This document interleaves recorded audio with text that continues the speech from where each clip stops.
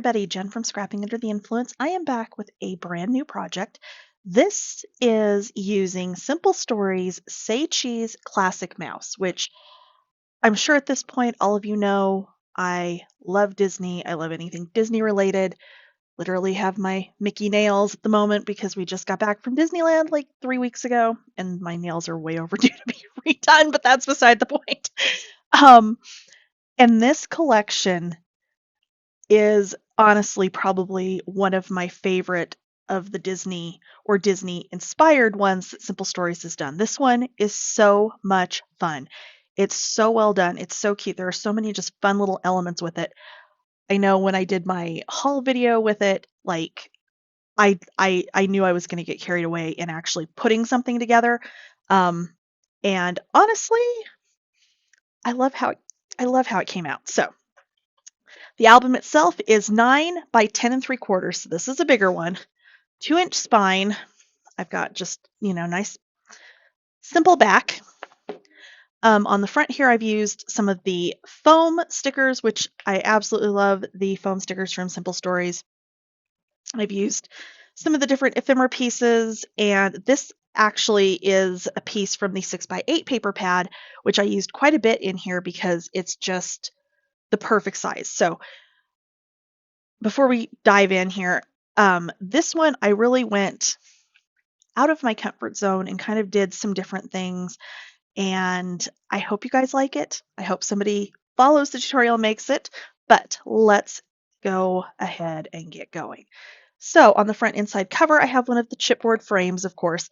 The base paper here, there's two papers that are just basically made for layouts. Like all you need to do is, put your picture on there, add some embellishments, and they're good to go. So that's what I decided to mat the front and back cover with because they went together so nicely. I've added a chipboard from the brads and a couple of the brads here, some more of the foam stickers up here. And it just came together really nicely. So on this page, I've got the big bits, which is another really cool thing that they've been doing. I've got some more of the brads, one of the foams, and this is the first place that we're really going to kind of step outside my comfort zone.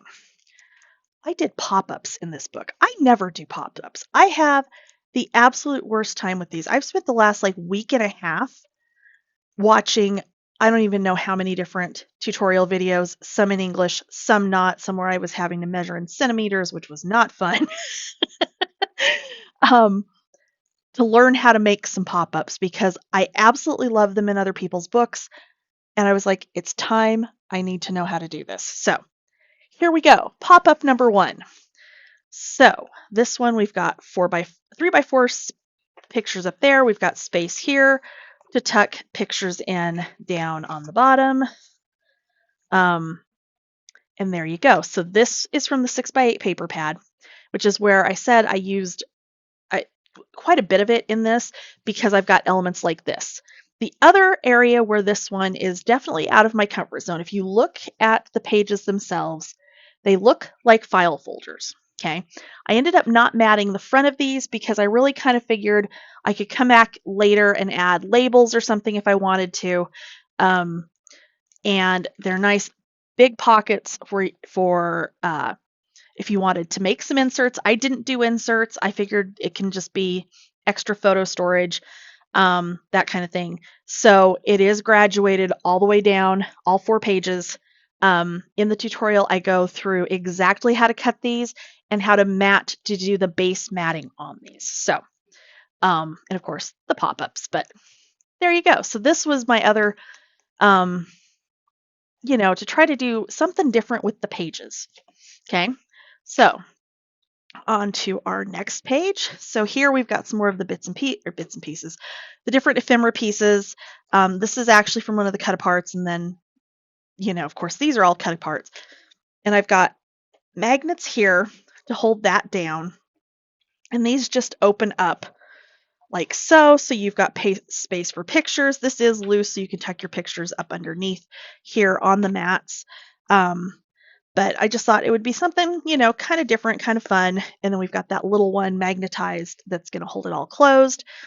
On this side, we've got a couple of pieces from the ephemera.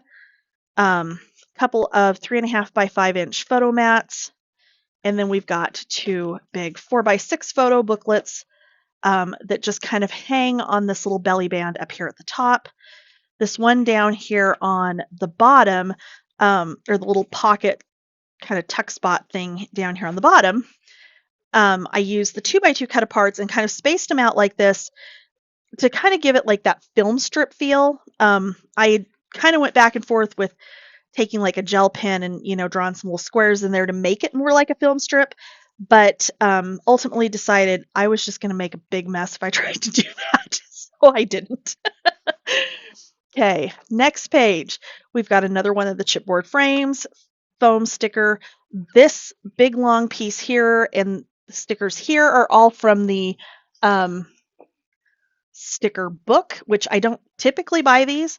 This one, I kind of had to. It was just amazing. It's got an entire alphabet in here.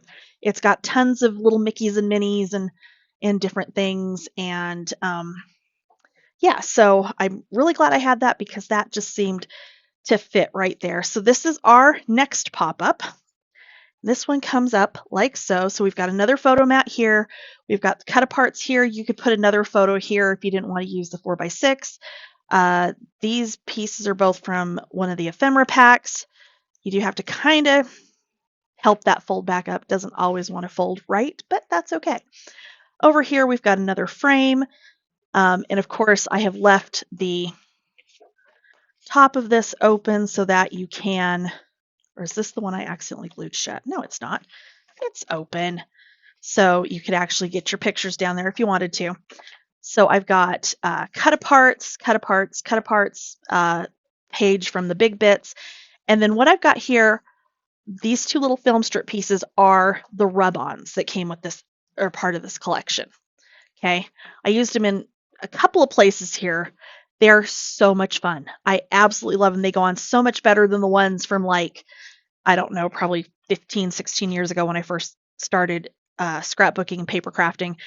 They're so much better and they go on so easy. They're amazing. So that's the rub-ons. These are some more of the just ephemera pieces, and this little guy and this little guy are both from that sticker book as well. So we're going to just tuck those back in there. Move on to our next page. We've got another one of our chipboard frames. We've got foam sticker, a couple of the ephemera pieces. All of these little stars and hearts are from one of the ephemera packs. And then this whole Walt Disney quote up here, "Laughter is timeless, imagination has no end, and dreams are forever," is from the sticker book as well. So this is our third and final pop-up. And this one opens up like so. So I didn't add anything else in here. You could put some, journaling spots or something if you wanted to. You've got space for pictures, but that one just folds up like so.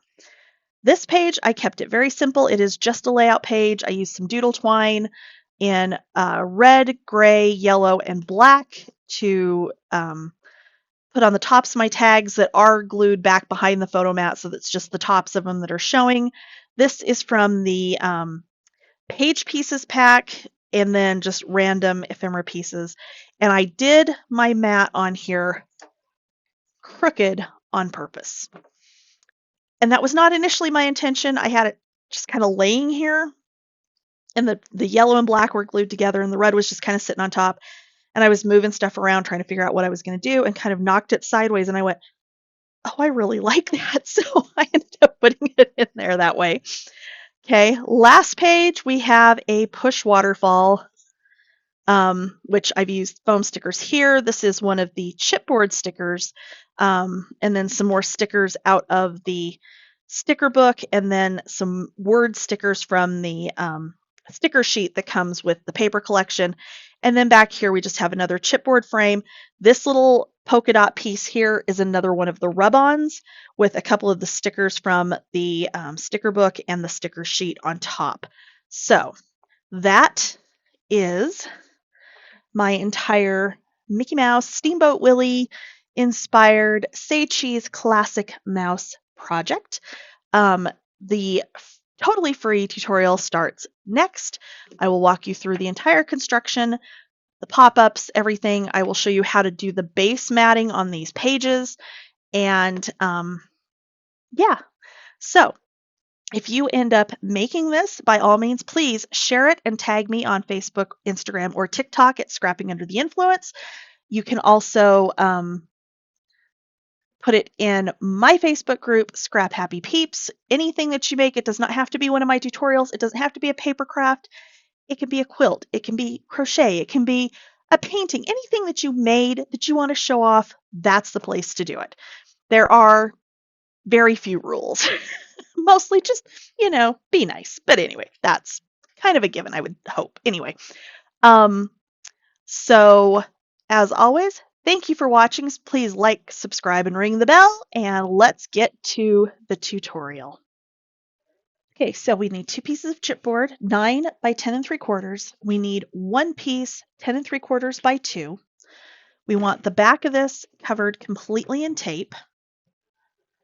And we're going to wrap this with cardstock that is 12 by 11. So because this is 10 3/4, we're not going to have quite a full inch on the ends here.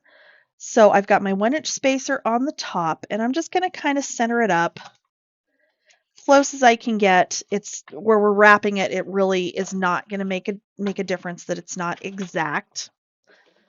Okay, so here's my second piece that is, again, 12 by 11. Chipboard is 9 by 10 3/4.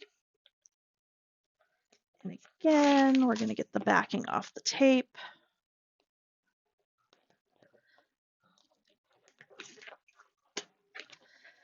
And again, we're just going to kind of eyeball this for the center, but we are going to use the 1-inch spacers top and bottom. So there's that one. For our spine, it's going to be 12 by 5. And then again, it's not going to be quite an inch top and bottom. And again, our spine is 10 3/4 by 2. That is the one thing with doing larger albums like this with the easy wrap method is occasionally you have to kind of improvise. Okay, so I've got tape again all over the back. And again, because I don't have quite an inch on each top and bottom, I'm just going to kind of eyeball the center, but I do need 1.5 inches on each side. Okay, so we are done with spacers. We can move the scoreboard for now. All right, so first thing we're going to do is find a bone folder and scissors. We are going to wrap our chipboard. So for the spine, I'm going to fold this, before I fold this around actually, I am going to burnish around this on all 4 sides. It's going to help wrap my chipboard. And then we're going to fold it around and burnish. Fold it around and burnish. And then again.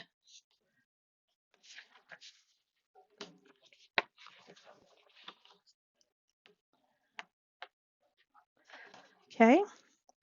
And then I'm going to miter. So I'm going to keep that folded. I'm going to go from the edge of my chipboard, miter out.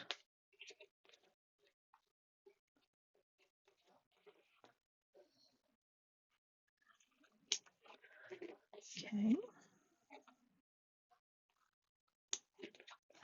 again. And again. And then when you fold that back out, you'll see very clearly where you need to miter to get that corner out of, so that you're ready to go. Okay, so for the spine, all we're going to wrap are the ends. I am going to use a combination of score tape and glue. So I've got 1/4 inch score tape.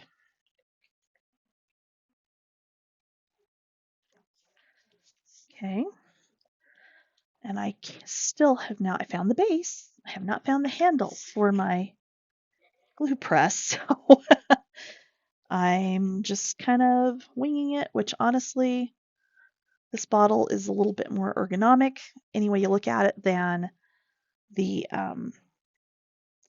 art glitter bottle. So I've really been okay doing it this way, but somewhere I have put it in a safe place, I'm sure, because, that's typically how we all lose things. You put it somewhere safe and then you don't know where that was. Okay, so I'm going to push up against the edge of the chipboard with my bone folder, and then I'm going to come over and down. Okay, up against the edge, over and down, like so. I'm going to flip it with the pretty side up. I'm going to burnish along the edge of that chipboard again so that that spine is very defined, which you can see. And then I'm going to come on the ends with the score tape. You don't have to do it with both the glue and the tape. I just find it helps me have it grab immediately and hold better. So we're going to do the same thing with our cover. And we're going to burnish, and burnish, and burnish, and then fold and burnish. Oops.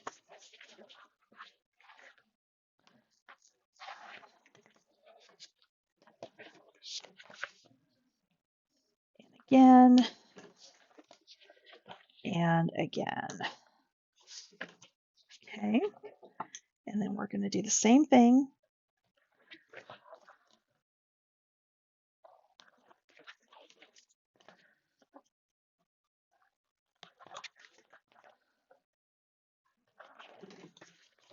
Okay. This way. And this way. Okay.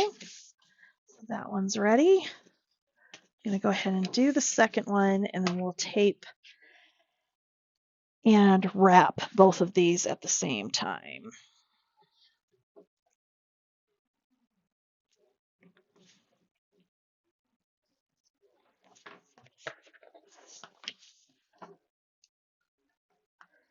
Okay.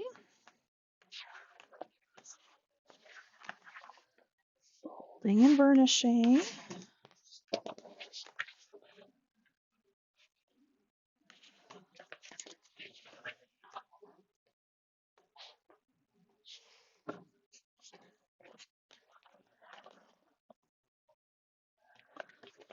Okay.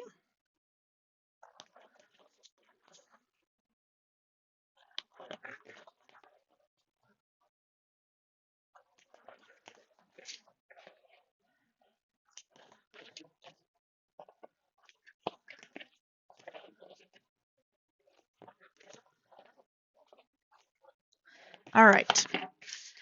So I'm going to go around all 4 sides with the score tape.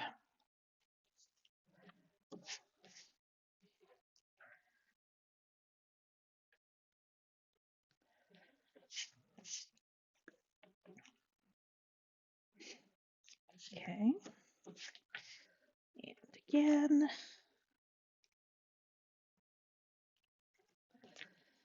Hold on one second, you guys. I need to find, I just saw it last night. There it is.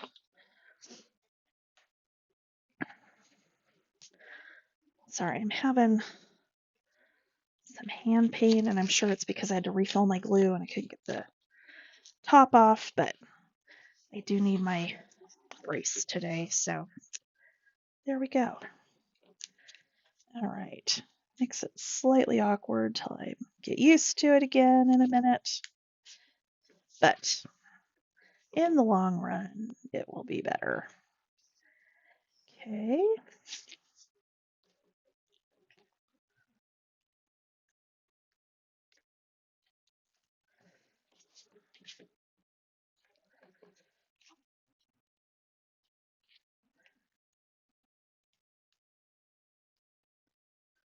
And there we go.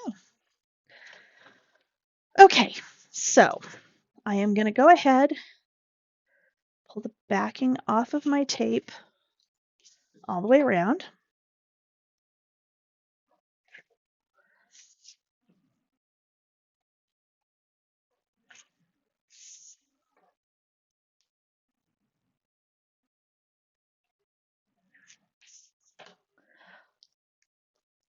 And then we are going to come in with the glue, and we're going to go along the edge of the chipboard and in the open space. And then I'm going to come here with the bone folder, I'm going to push up against the side of the chipboard and then fold over and burnish it down. In this case, normally it doesn't matter if you just kind of go around. I always tend to do opposites and opposites. In this case, because we've got two short ends, you want to do those first. Okay, like so. And then we'll get our normal one.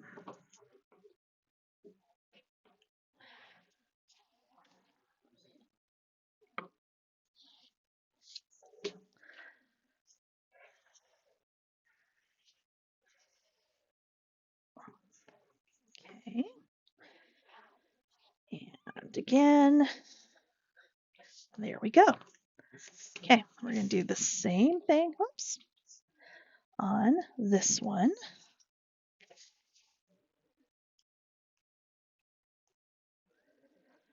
And this is a vinyl weeding tool from Amazon. And I will have an affiliate link in the description box of the video. But these work so well for getting the backing off a tape and for weeding vinyl when I occasionally do that, which isn't very often because I hate vinyl. I really hate working with vinyl. I do like weeding the vinyl, which is weird, but actually like trying to apply vinyl to stuff, forget it. Heat transfer vinyl, like for t-shirts, I love that. That's fun. But normal vinyl, like on tumblers and on walls and on whatever, no, forget it. Okay, so we're just repeating the same process with the glue like we did with the first piece. And over it down. Occasionally have a little bit squeeze out, it's not a big deal. Okay.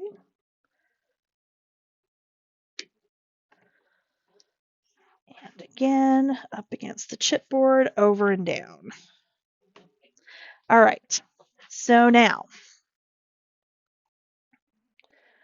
to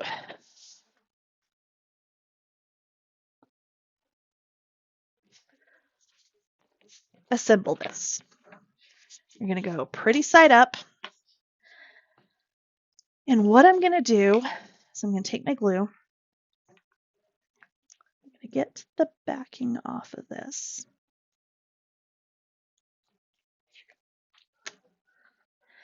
And I'm going to take glue along the chipboard. You don't want to go all the way over. You don't want it up against the chipboard. You want to leave a little bit of a space. But what we're going to do is we're going to fold this over. Okay, like so. Hold it. You're going to line your ends up, just kind of eyeball, make sure that they're lined up. And then we are going to fold this together like so.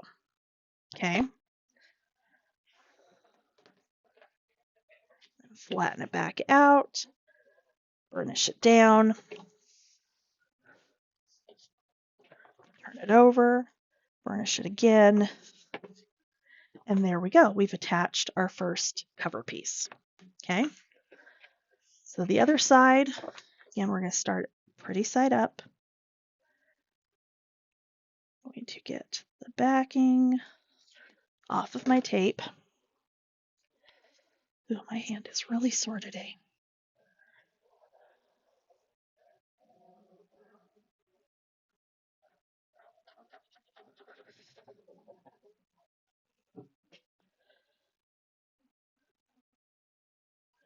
Okay. Apparently my 12-year-old is making grilled cheese for lunch for everybody, which is very sweet. So I'm going to attach this. I'm going to go eat lunch. Okay, so again, we're lining this up.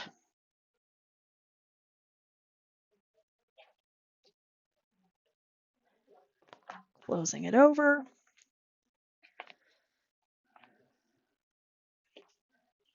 Making sure everything's straight. Burnish that down. Open it up. We can burnish it again. And once you've got both pieces on here, then you're going to kind of push this spine piece down in the middle. Okay.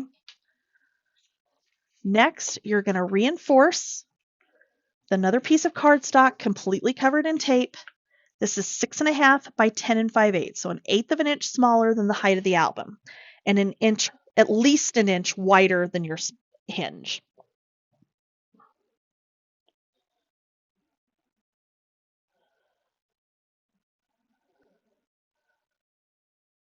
Hold on.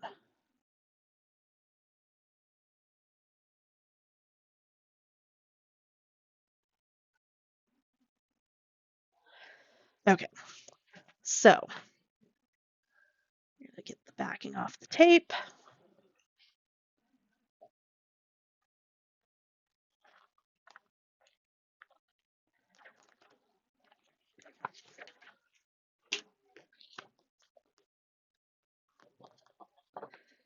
And then center this up.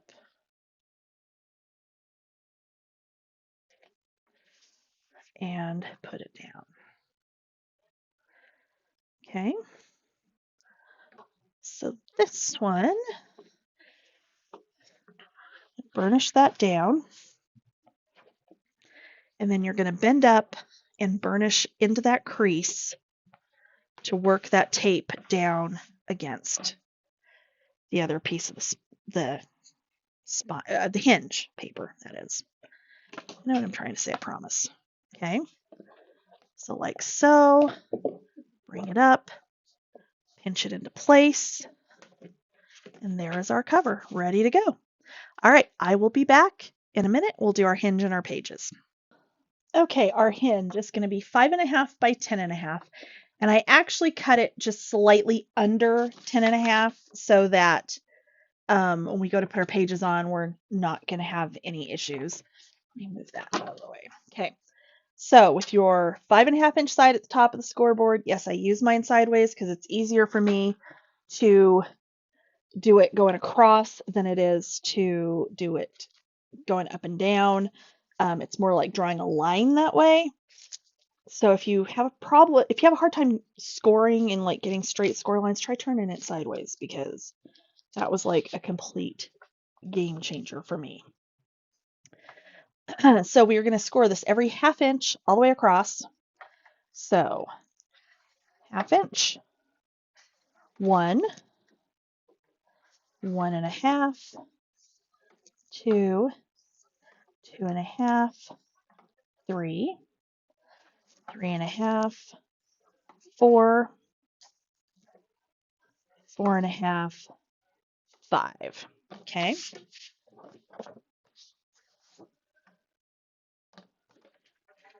Move that. Okay, so when it comes to putting together your hinge, I have found it helps to get everything pre-folded, but don't start folding from the ends. So we're going to do XX, XX,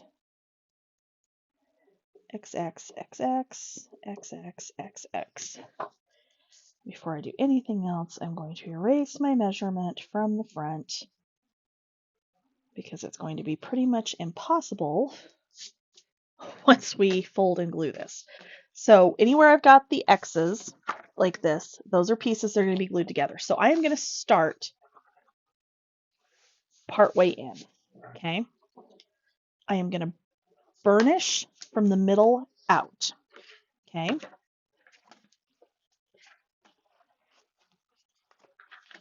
When I've got that one ready to go, I'm going to fold it up and over.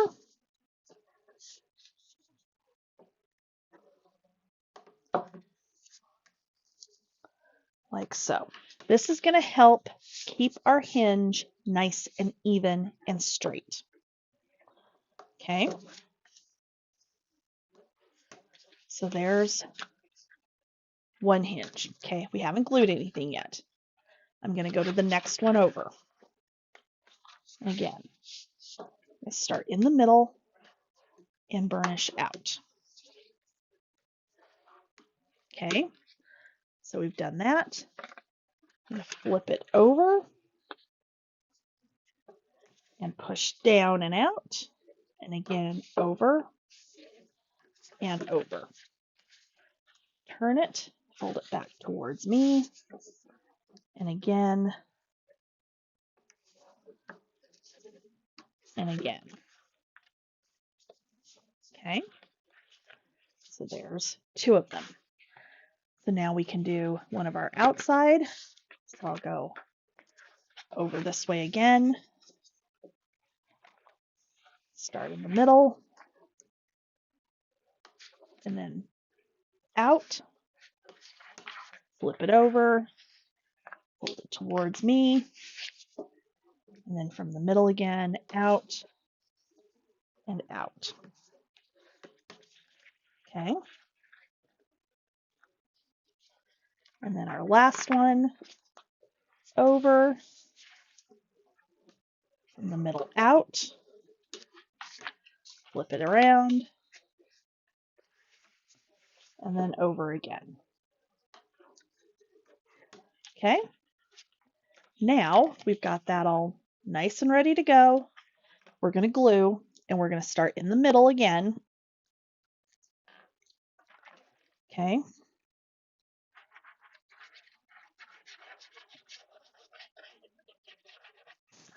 Let me grab a rag to wipe this up with. Okay, so I've got my glue. I'm going to fold it over. And again, I'm going to burnish from the middle out. You probably will have some glue squeeze out. You shouldn't have tons. And we're just going to go back and forth across this a few times to give that a minute to grab. Okay, and we're going to go to our next middle.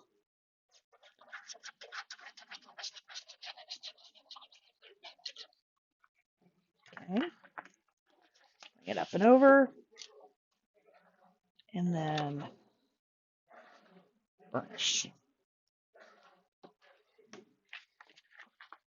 Okay, keep going because that was definitely not dry enough to be trying to fold it back out. Okay, and then we can go to our ends.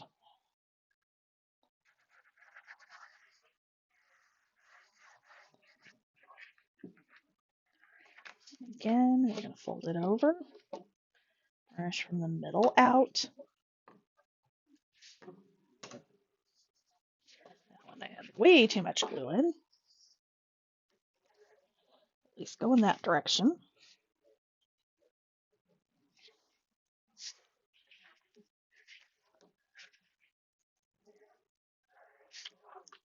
Okay.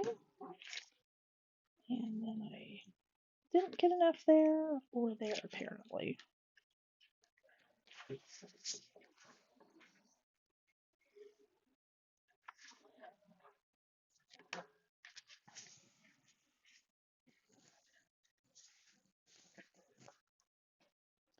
Okay, then our last one.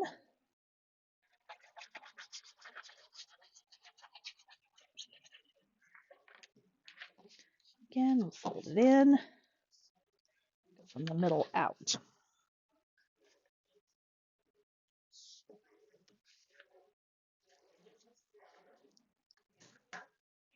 Okay, and turn it back over, lay them all one direction, and burnish, and burnish, lay them all the other direction, and burnish, burnish, and then stand everything back up, and there's your hinge. Okay, so let me grab our base again. I am not, I say that, but now I'm thinking about it. I am going to mat underneath this, so I'll need to grab some pattern paper for that. So let me grab my whole folder full of this paper collection because it's so stinking cute. I just love it. Okay. And grab a trimmer. As much as I have a love-hate relationship with this one, I will say it's like a solid enough base. I'm not worried that it's going to warp on me because we all know how that tends to happen with the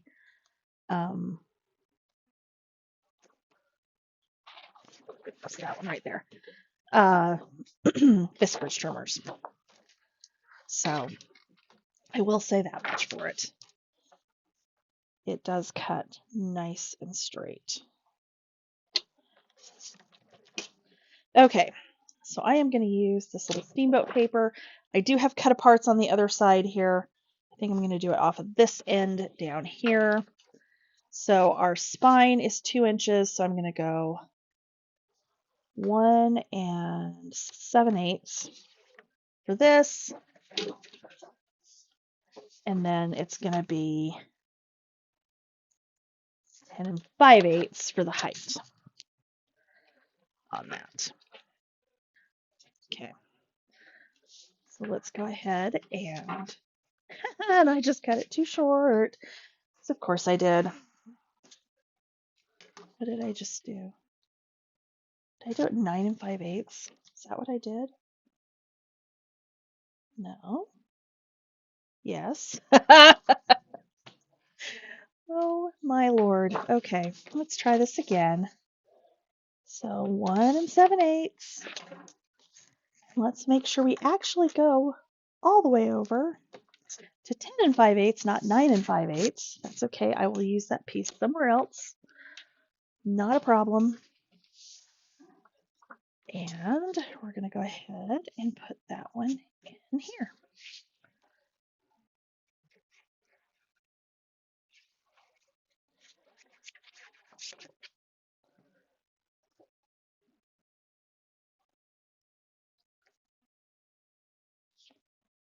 Okay.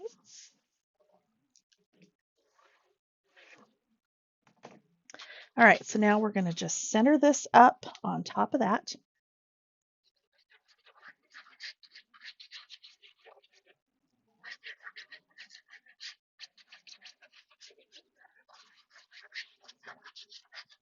Okay, so I am being fairly generous with the glue, and I'm grabbing it on the outside hinges. I'm going to stand up so I can see better from the top. And I'm lining this up where I want it. And that we're good side to side. And then I'm just going to burnish with my fingers in between in our gusset. Give that a second to set.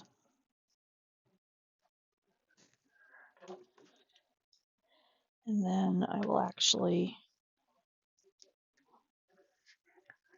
go at it with the big bone folder. Okay, so we have our hinges. Let's work on our pages. So this is going to be the trickier part to this project. So let me get it ready and I'll be right back. Okay, so for your pages,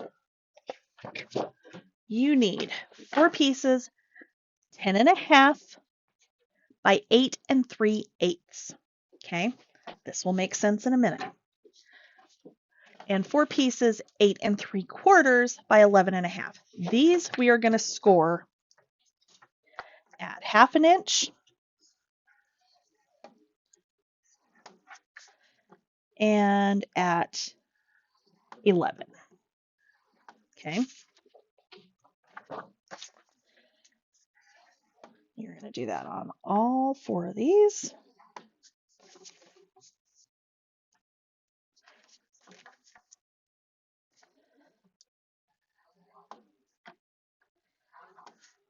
Oh, and I just scored that wrong because I wasn't all the way over and I didn't realize it. But that's okay. We'll make it work.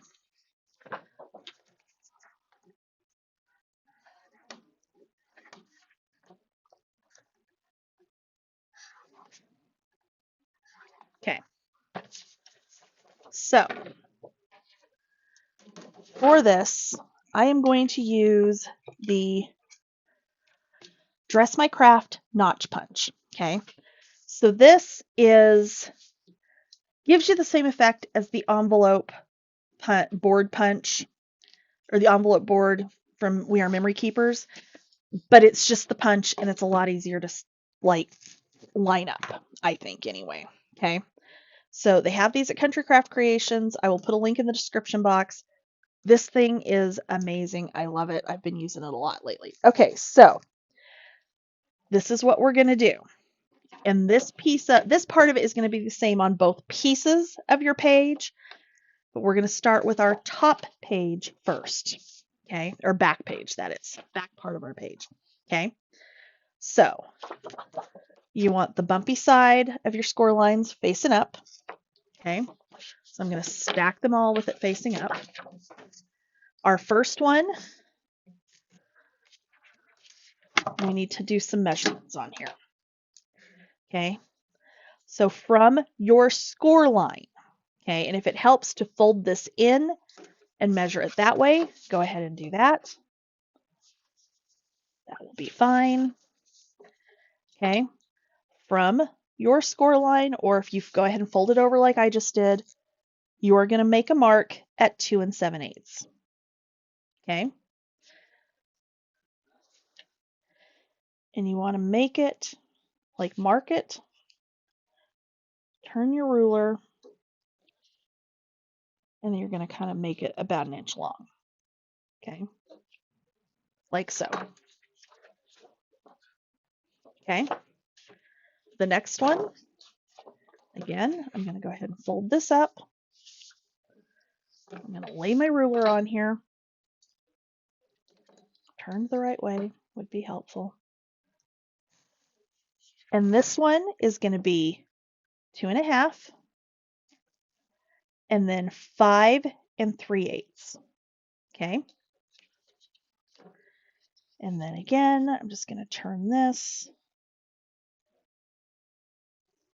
make my mark a little bit longer, set that one aside. Grab my next one,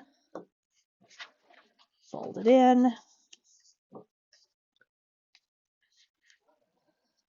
lay the ruler on. This one is going to be 4 7/8, and then 7 3/4, 7 3/4. Okay. And again, we're going to lengthen our line. And the only reason we're doing that is to make sure when we're putting it in here to notch it, that I can actually see the whole thing. Okay. And the last one, we are going to mark at 7 3/8. Okay.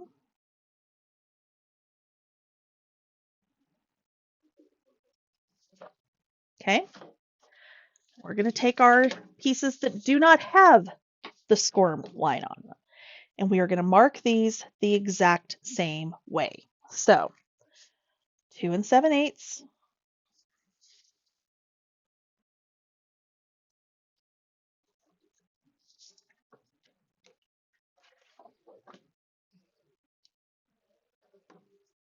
The next one is going to be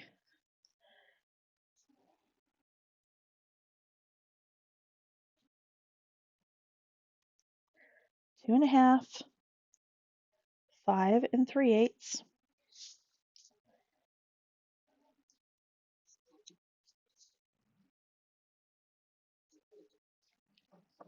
Okay. The next one is going to be 4 7/8 and 7 3/4. And then again,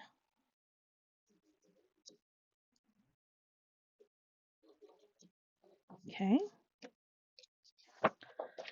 And then the last one is going to be 7 3/8.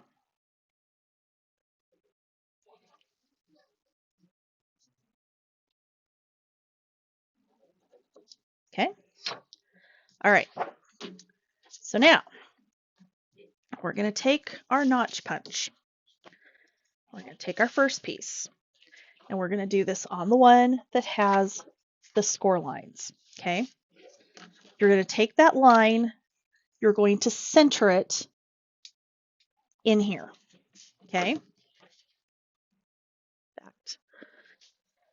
Apologize in advance because that's going to wiggle just a little bit. Okay. So our line centered up in there with the notch. And you're going to notch it.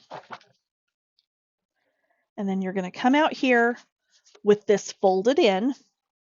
Actually, you can do it without the fold. I take it back. Line up your score line at the center and punch it. Okay? That feels like it didn't go all the way in. It did. Okay. All right. Set it aside. Go our next one. We're going to line up our line we drew. And then again. Okay. Again, center your line. Center your line. And then again.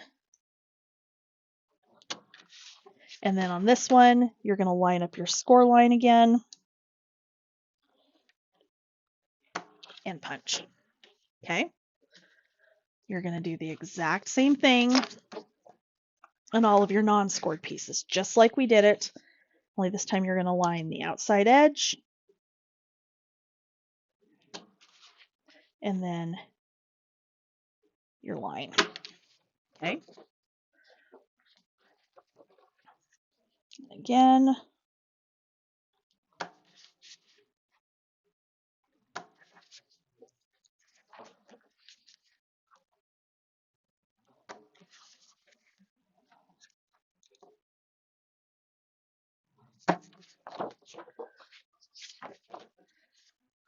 And on your last one, you're going to line up your line.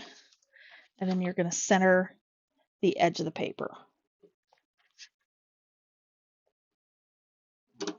Okay. Just like so. All right.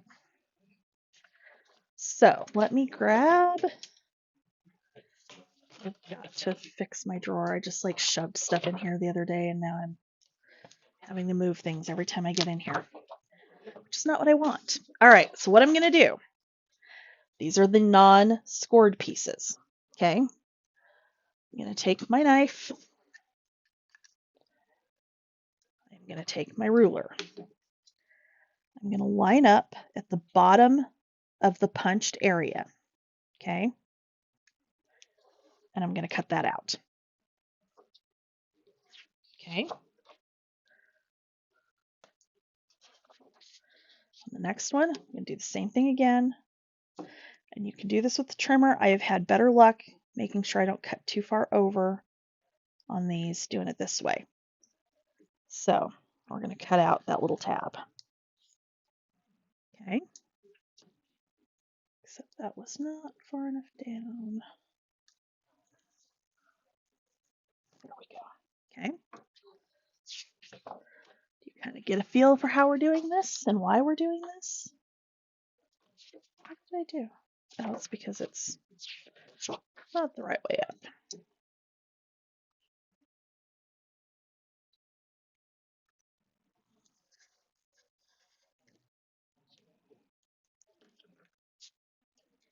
Okay.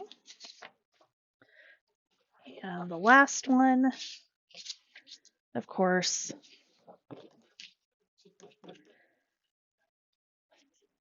we're going to go right here on this end. Okay, there we go. Set those aside. Okay, so on these, we're going to go from the notch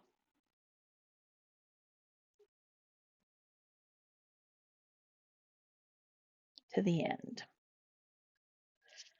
So you want to make sure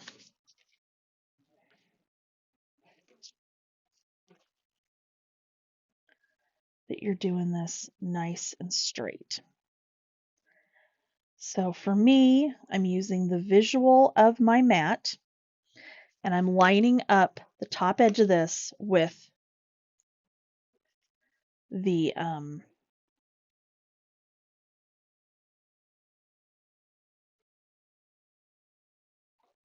line on there, and then I can line up my ruler, and we're going to come all the way across. Okay, like so.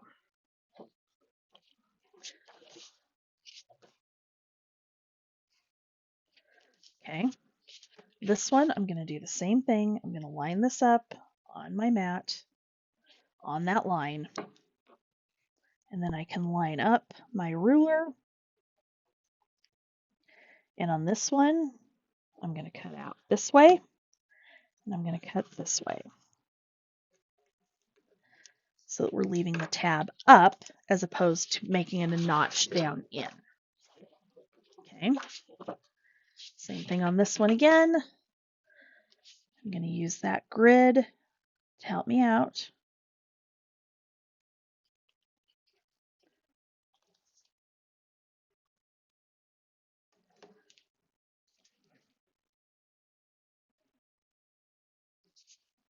And that's where, like I said, you might find it easier to do this in your trimmer, in which case the amount that we're cutting off the top of this is 3/8 of an inch. Oops, see, and then I ended up going crooked anyway. Okay,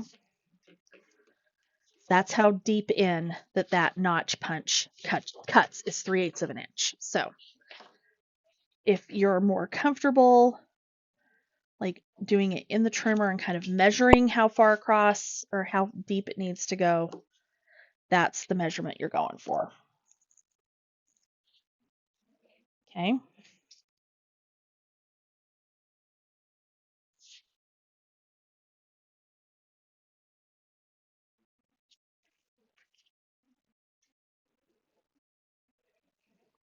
Okay. And then across. And there we go. Okay. Now, let's move this out of the way. Okay. So then I'm going to go ahead and fold and burnish. But before I do that, I do need to miter those. Now that we've got them trimmed where we want them, I am going to miter both of those.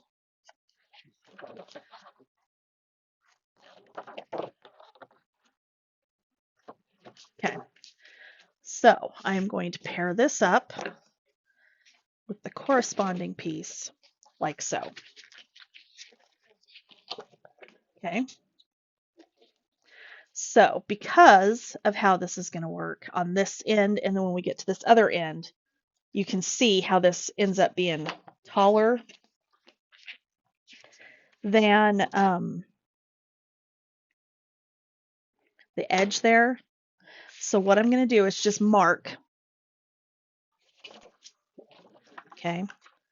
Straight down that score line to that mark, and then miter, like so. Okay. All right. So we've got both of our side tabs ready to go. We're going to burnish those down, and we're going to glue our other piece on top.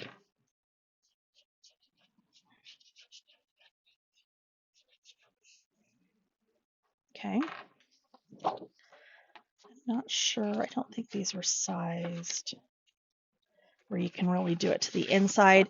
If you wanted to do it to the inside, then you can just take a sliver off of like an end on these, but I ended up deciding not to do that, even though that can be a little bit easier to put these together. Okay, so you'll see if you've done it right, your line for your notches should line up. You should have your little dip down, your tab up, and then the top of the two pieces should be even. Okay.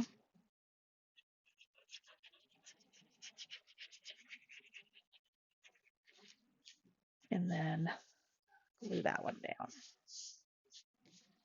Okay, there's one page. Let's go to our next one. And since this one, our notch and our tab are in the middle, all we need to do is just miter our ends. And then fold and burnish.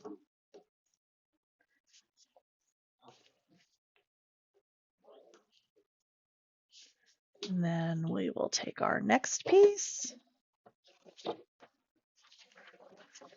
line it up.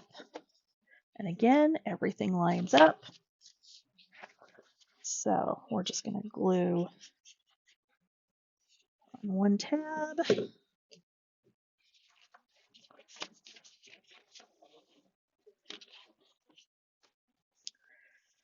And I do find it does help to kind of, use your desk, tap your edges, get everything nice and lined up.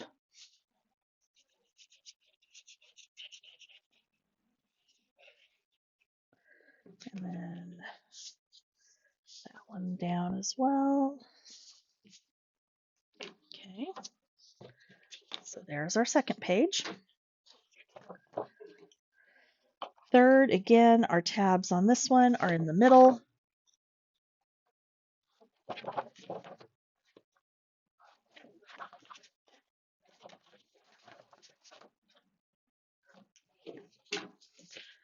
So we will just fold and burnish.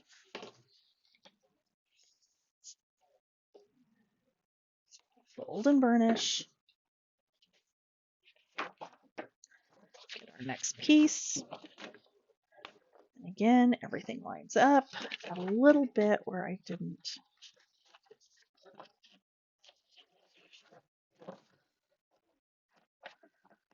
Totally get that corner. There we go. Okay. And again.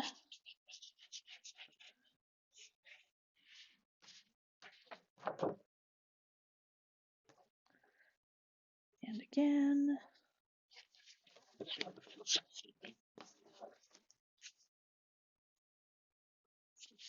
There we go. And if for some reason, like this one, I've got a little bit sticking up here, I will just trim that off here in a minute after we get the other side glued, because that just means my ruler slipped a little bit when I was cutting that off. Which actually, really, once you've done those bottom notches, you could actually glue this together before you cut these off the top and use that as a guide. That actually might be a little bit easier, but I know how I am. I would have royally screwed that up. So we did not do it that way. Okay. So I'm going to miter over there. I'm going to line my piece up.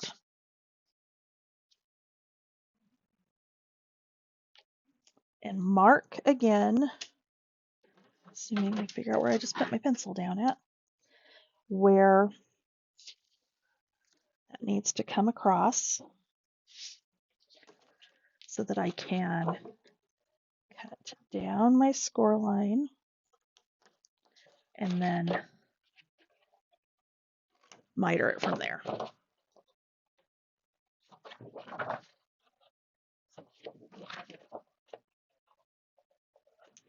Okay, so one more time, we are going to fold and burnish. And this is going to be fun because this is the one I scored wrong, but we got it. we're good. Okay. And then line it up again.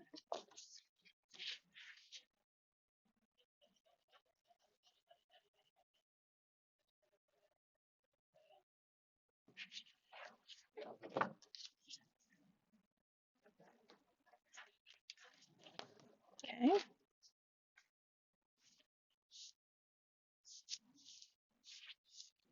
There we go.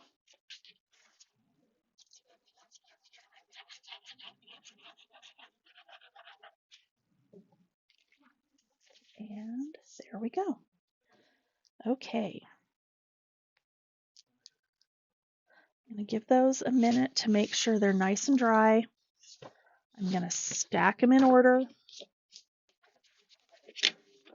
And there you go. There's our file folder pages. Okay. All right. I'm going to give these a minute to dry. And when I come back, we will put these in the album. So I'll be back. Okay. So front of page 1. First off, you need a piece of cardstock that is 6x8. And I don't normally score on this, but because of how we're kind of doing this, it's just going to be easier. We're going to score this at 6 inches. Okay. Fold and burnish, the usual. And then you're going to want to mat the inside of this. Okay. So I've got my matting ready. So I'm going to go ahead and put my matting down on the inside here.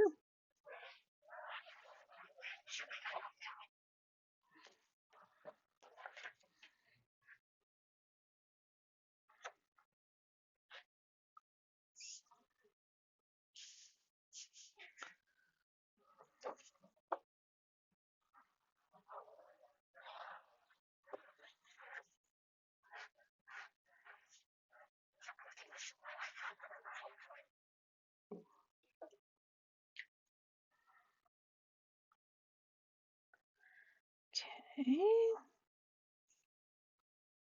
It's going to go right there. And we can set this aside right now for a minute. Okay. So next up, we have 2 pieces that are 2 by 5.5. These don't need any scoring. You need 2 of those. We're going to set those aside. Okay. You need a piece that is 4 1/8 by 9 3/8. We are going to score this at 3 1/8, and then again at 6 1/4, which is, I'm pretty sure, where this thing ends. Yeah, so I'm actually going to flip that around.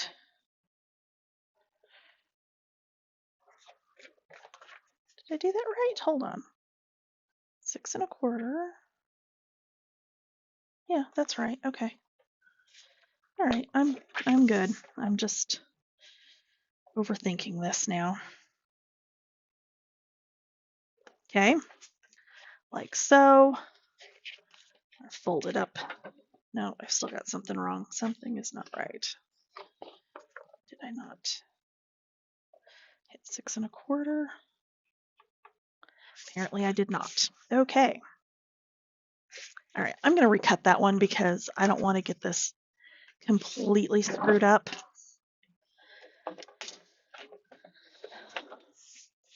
Okay, so 4 1/8, 9 3/8,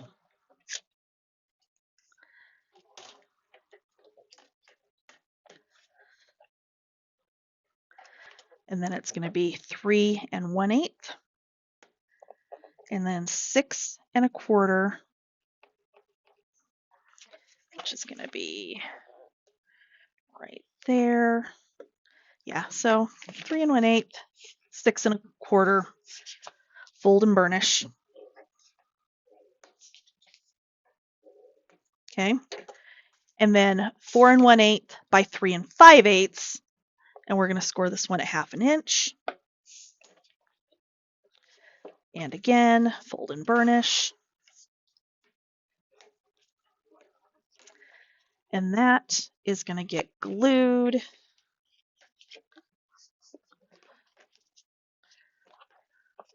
right over here so that this is a quad fold. Okay.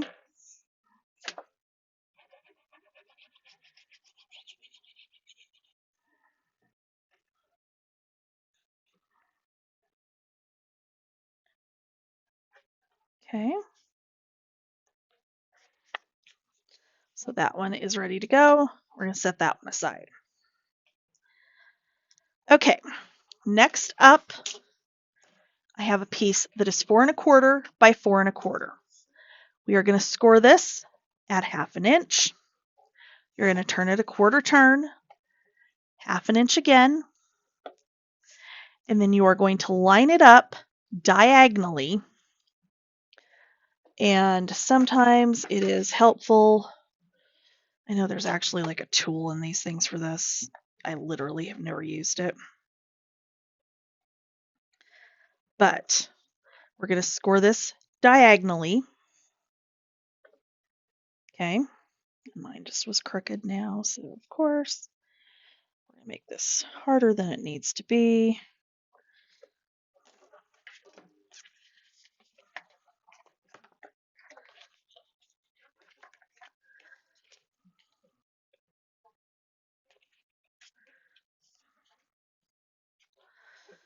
Just so that I make sure I'm getting the right line, I am going to go ahead and fold and burnish before I really need to.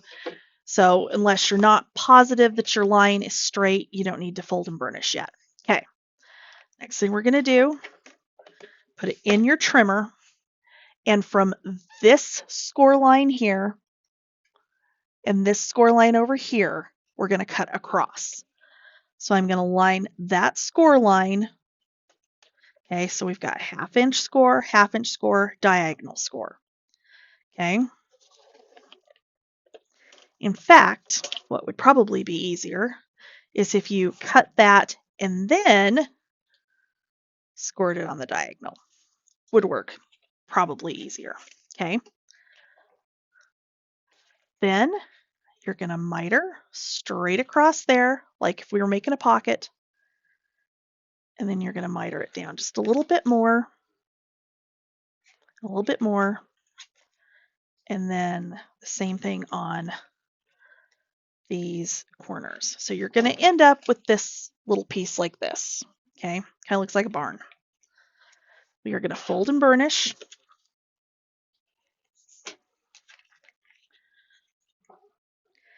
Fold and burnish. Fold it in and burnish it again. Okay. Then we're going to grab this piece. I'm going to erase my pencil marks. Okay.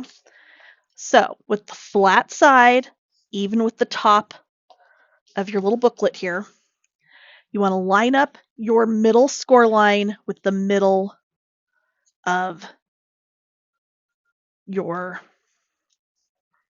little booklet here. Okay. Okay, so your tabs are down here. They are folded to the back, so you have a triangle. You're going to line up the score line on top of the other score line, and then we are going to glue. Okay.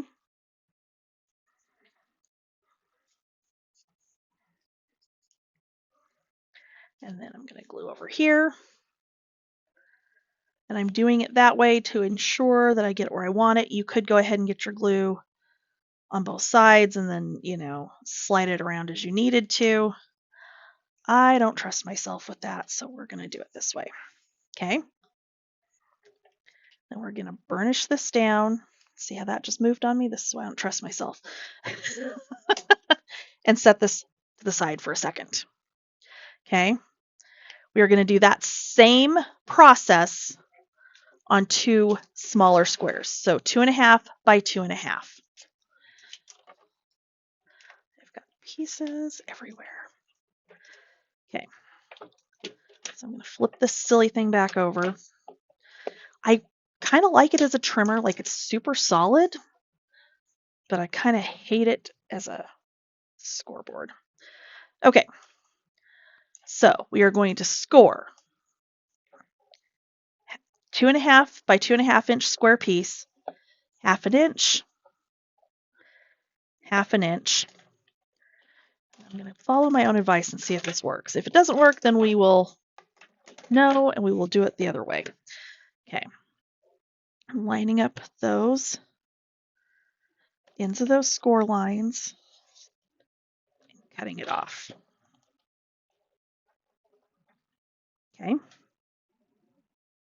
No, I'm not. Just kidding. I knew I was going to screw this up. Okay, we're going to try that again. So 2.5 by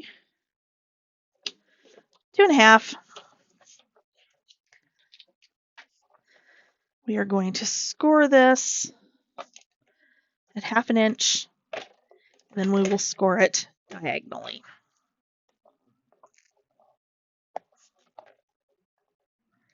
Okay. Let me just make sure I am not crazy. No, that is exactly what I am doing. Okay. So I am going to make sure before I actually push it down this time. There we go. Much better. Okay. So this is how it's going to look. Same thing on our next piece. Half inch, half inch. Line it up diagonally.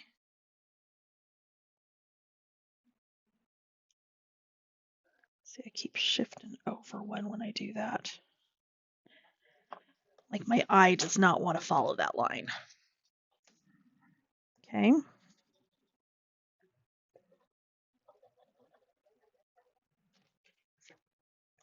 Okay.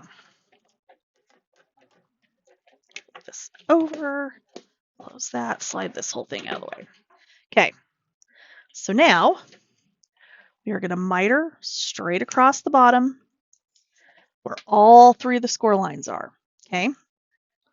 Like so. We're going to fold and burnish and fold and burnish like that, and then fold it in and burnish as well. Okay. So then when it's folded up, you're going to have a little square like so. Okay. I'm going to, whoops, as I fling it into my lap because it's Monday. This is how this is going to go apparently. Okay. We're going to burnish. Open this back up. Burnish this down. Burnish this one down.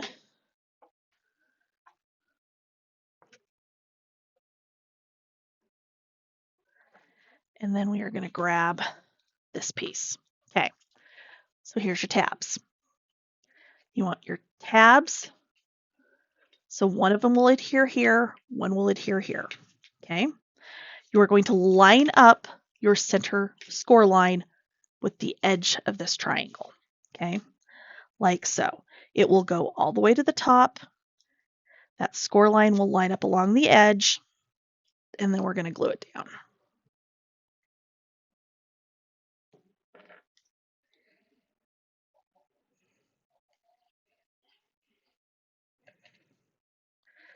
If you wanted to miter that other little edge off, you could. It's not necessary.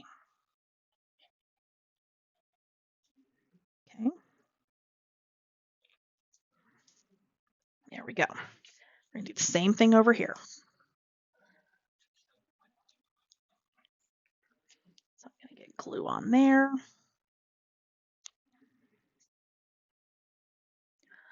Line everything up. Put it down. Go back here. Glue. Put it down. Burnish it down. And we're going to give this a second to dry. I'll be right back. Okay. So at this point, this should bend down like so.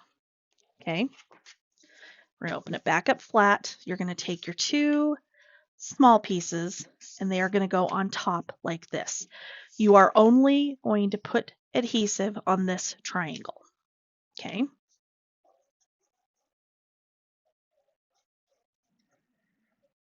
Like so. Okay. Line this up, of course, to the top there.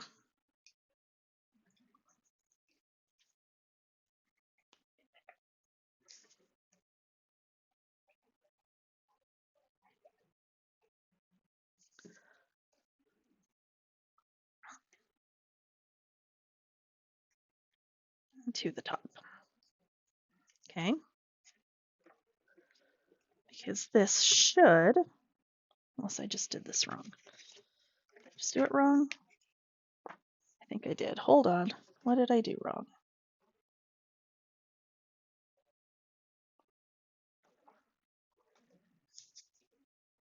Ah, that's not the right place to glue it. Just kidding. It's supposed to go up there. Okay, so I'm going to peel that off. I'm going to give that a minute to air dry because I knew I was going to get something backwards, and that was it. Okay, so do not glue it there.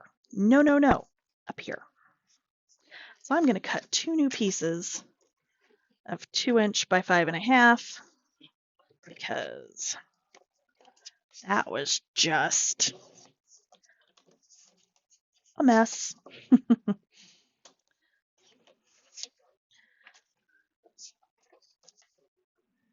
I've got a whole pile of scraps over here, so it's okay. Okay, 2 by 5.5. We're going to glue it to this top part because otherwise it's folding the wrong direction and it's getting in its own way. Okay, top triangle gets adhesive, not the bottom triangle. Okay, makes a lot more sense now that I'm doing it again. And if you're unsure on this, practice this on some extra paper, extra cardstock, so you don't screw up your nicely matted piece. Okay, so there we go. Now it folds down the way it's supposed to. So now we're going to take this, lay this flat. You're going to line up the center score line with the center score line. Okay, you're going to fold your side in. You are only going to put adhesive on this exposed area. When you have it laying on top with your score line lined up with the middle here, okay, you're going to line up the bottom of this little booklet with the bottom of this piece. Okay, glue there, fold this out, glue it down. Same thing over here. We're going to go out,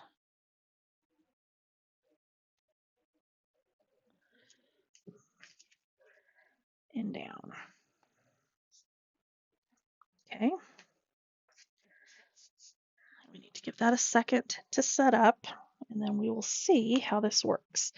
In the meantime, I am going to get magnets. You can use bigger magnets, you can use smaller magnets, whatever you have on hand that works for you, go ahead and do it. But you want 2 sets.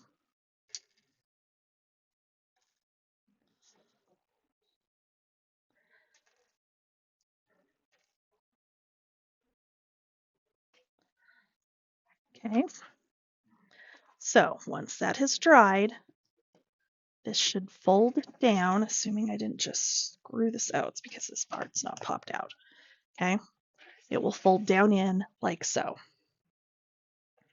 Okay, so I'm going to fold the whole thing down, and I'm going to burnish this a little bit, and then I am going to take a set of magnets, and I'm going to put them on the outside. And the reason I'm going to do that is because on your inside, you've got your pattern paper.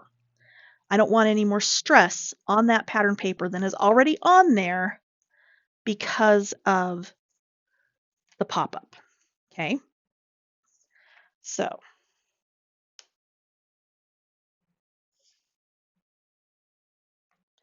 I'm going to put these to the outside here. I'm going to put them on the outside on the back. This, of course, is going to get matted over, and we are going to mat that in just 1 second.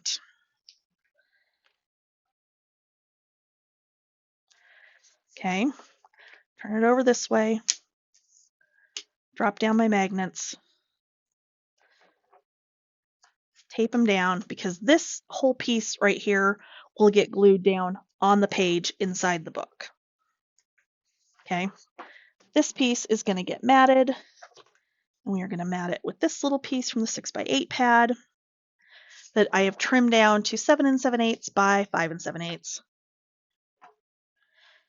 so that it fits on top of our 6x8 pop-out booklet. And I'm going to go ahead and glue that on.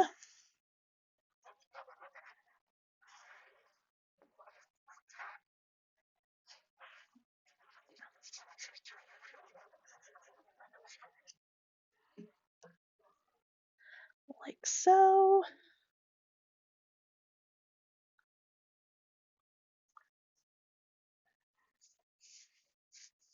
And there we go. Ta-da! Okay, so this is going to go on the front of page 1, which I have not gone over the matting of the actual page bases because they do have that notch. We'll do that here in a minute. We're going to go ahead and work on the rest of what's going on top of those pages, and then we will do that, or we might do that next. I don't know. We're kind of winging it at this point. We're not really. Like, I have it planned, but I don't have it planned on which order I'm actually going to record it and edit it. So there you go. Now you know the thought process when I do these, because it's like different every time, I swear. Okay, so that piece is ready to go. Okay, so we are going to go ahead and cut the matting for the pages themselves. Okay, most everything, we're not going to glue all of them in. However, like this first one we will, because we have ready what's going to go on top of that. Okay, so the measurements to mat these are going to be a little bit different. So for the front of each one of the pages that has where the notch dips down, you're going to start with a piece that is 10 3/8 by 8 1/4. Okay. For the back side, where you have your tab that goes up, your starting measurement is going to be 10 3/8 by 8 5/8. Okay. So for the notches, these are going to be a little bit different. I've done like 2 of them just because I was testing to make sure it was going to work the way I wanted. This first one's going to be fairly straightforward. So, and before I get into these, you're going to have a lot of 16th inch measurements. So my suggestion, I got this ruler a couple weeks ago, and I cannot stress enough how easy the measurements are to read on this. Like the 16th inch are clearly marked, the 8th inch are clearly marked, and it's like non-slip because of the cork, and it's like heavy duty. They have them at Walmart, they have them on Amazon. I got mine on Amazon. There will be a link in the description box on the video to the ruler on Amazon. So for our front of page 1, for our notched, our bottom notch, you're going to mark at 7/8 and do your notch, just like we did when we were starting the whole project and doing the bases. You're going to line up your punch at the center of your little mark there, and then for your end, like so. Okay, then I am going to take this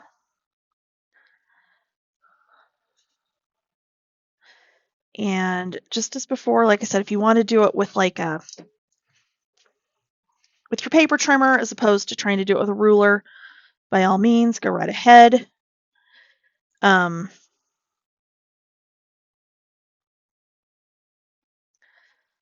am going to do it with the ruler. And I'm going to cut that piece out. Okay. So now this one should line up where we've got our 1/8 of an inch border all the way around. This should line up. Okay. I'm going to go ahead and glue this one in just because I've got my piece that's going on top of this page, so that way I can at least put it in the book and not have to worry that I'm going to lose it somewhere or I'm going to mess it up or whatever. You know, the usual. So here is our pop-up, which I did go ahead and do my mats on my 3x4 cut apart mats on that part. I haven't put anything on this middle part yet because I'm not sure if I'm going to use this. So it's probably kind of hard to see on here. This is the Color Vibe cardstock from Simple Stories. This one is brick. I also have, where's my other two colors? Hold on, sorry. I meant to have these like set aside. Mustard, which is this one. It's going to be the yellow. The gray is just gray is the name of it. And then the blue is navy. So that's going to be our blue, where it's got the dots on one side and then it's got the solid on the other. Those were the ones that matched best with this paper collection. So I'm going to just go ahead. I'm going to take the backing off of my tape on my back and go ahead and glue this down.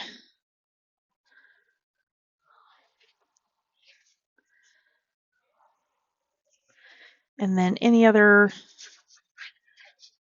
decorating or whatever I'm going to do around this, I will do later. Okay, so I'm just going to kind of eyeball about where the middle is and go ahead and put that down. I am going to open it up so that I can better feel that I'm getting this all nice and burnished down. And there you go.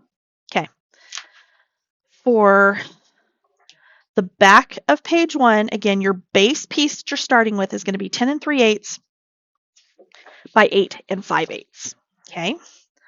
So on our 10 3/8 side, we are going to line up our ruler. We are going to make a mark at 2 and 13/16. Literally, the math struggle last night was real. I can't even emphasize that enough. Okay. So I will then line this up, centering my measurement with my notch punch.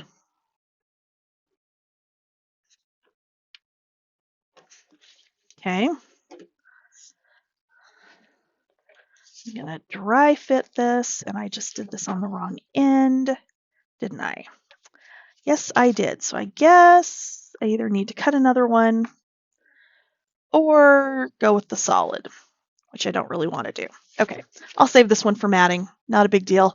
So that's probably a good thing because that at least, you know, you need to pay attention to where things are oriented so that you don't do what I just did. So I'm going to cut another piece, 8 5/8, 10 3/8. Okay. And this time, I am going to pay attention to where I am making my mark. I said 2 and 13/16, so that's going to be between 2 3/4 and 2 7/8. Okay. And then line up my notch. And get my little end piece here. And then double check. Lines up the way I want it to. So now I can go ahead and lay my ruler on.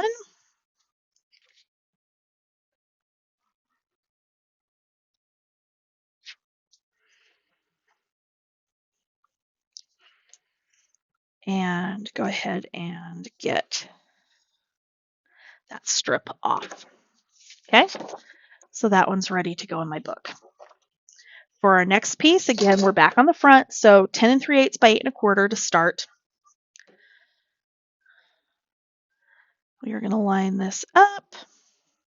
And our notches for this one are going to be at 4 and 11/16. So between 5/8 and 3/4. And then at 5 and that is absolutely not right. What did I do? Oh my God, that's why. Because I can't follow my own directions, apparently. Okay, 2 and 3/8. Looking at the wrong one. And then 5 and 3/8, which still does not seem right.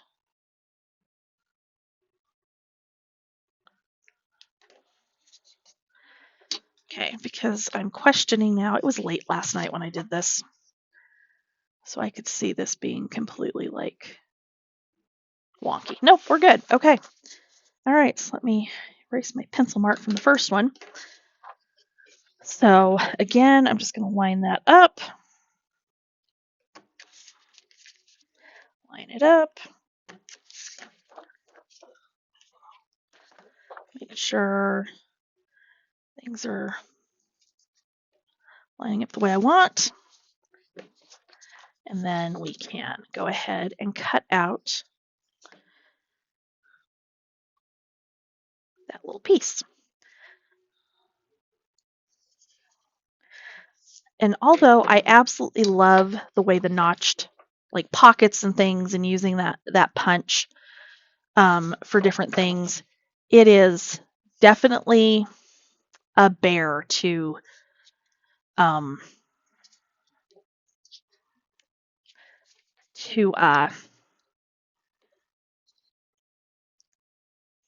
mat the pages that you do that with, or the pockets. Pockets, if it's just the one little notch down in, it's not as big of a deal, but this kind of thing, it is a little bit more, there's a lot more math involved.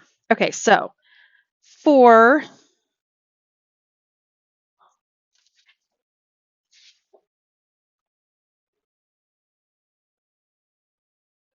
the back,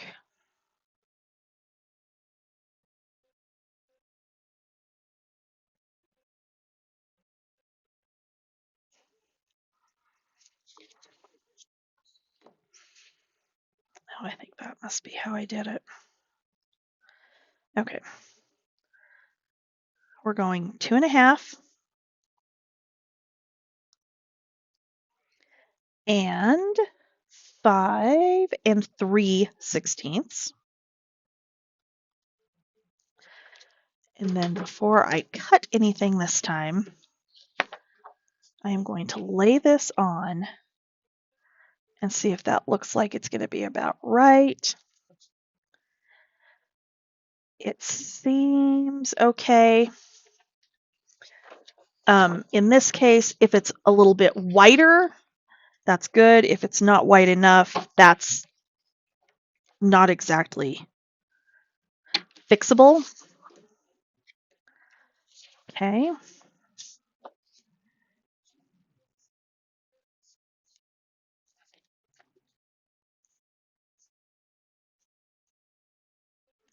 Okay, that one's good. All right. So then I'm going to go ahead and line this up. In case you are trimming these out with a paper trimmer, the height on your little tabs here is going to be 3/8 of an inch. So if you're wondering what I'm kind of lining this up to, just to kind of keep everything nice and even, that's what I'm doing on my cutting mat. Okay. So we're going to take that one off. We're going to take that one off. And then there we go. Okay. Next one, we are going to do at 4 11/16 and 7 9/16. Again, I'm going to come in here, I'm going to line this up, make sure it looks like it's about right.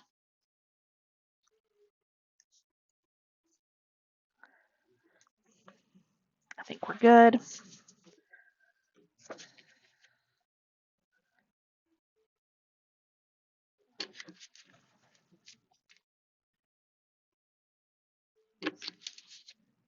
Okay.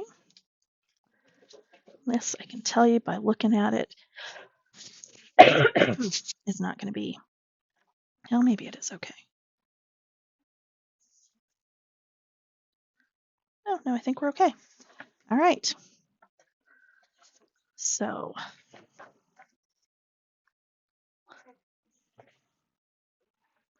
okay. So that one works. So we're going to go ahead and line this up and cut this piece out.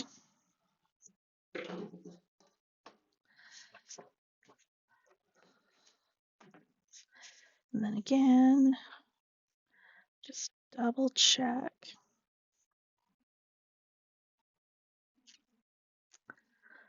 It's a little close on that one, which most likely means like my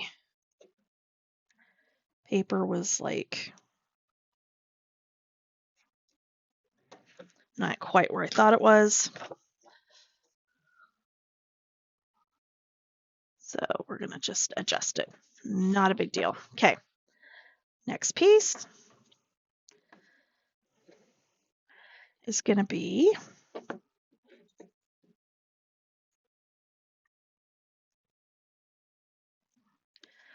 4 7/8 and then 7 11/16.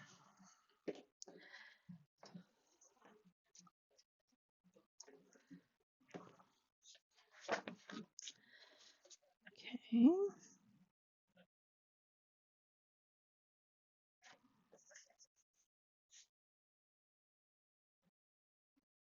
I think that's okay.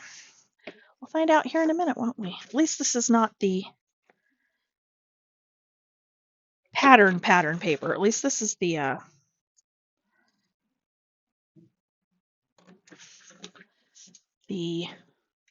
solids essentially. So if it's not exact, I can always cut another one and it'll be fine. Nope, that one's okay. All right. So we're just going to line it up again.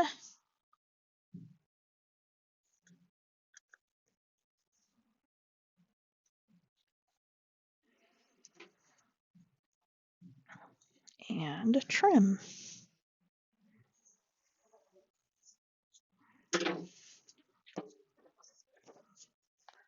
Okay. Next front piece. This one is going to be at 7 5/16 and then your end.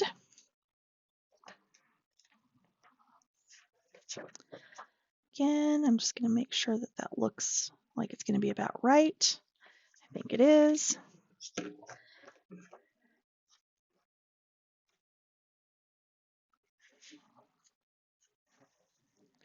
It is really hard to see on that paper.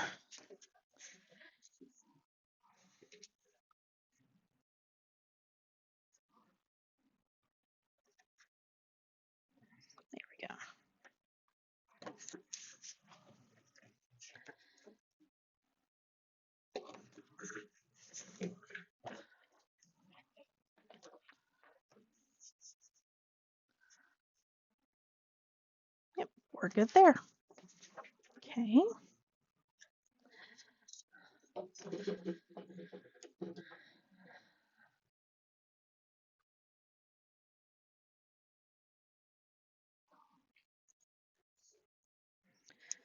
It helps if you cut a straight line as you cut across,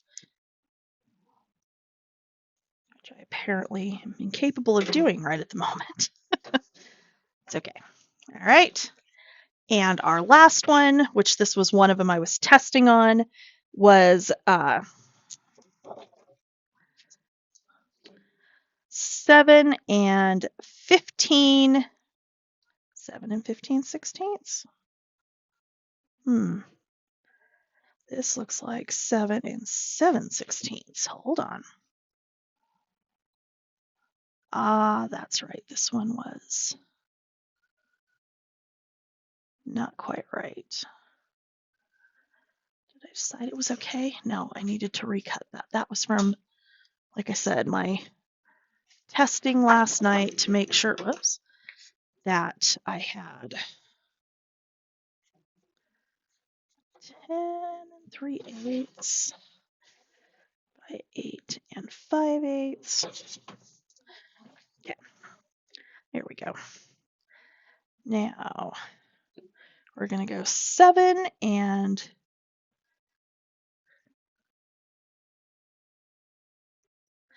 5/16. I'm going to double check. I think that's okay. We'll find out here in a minute.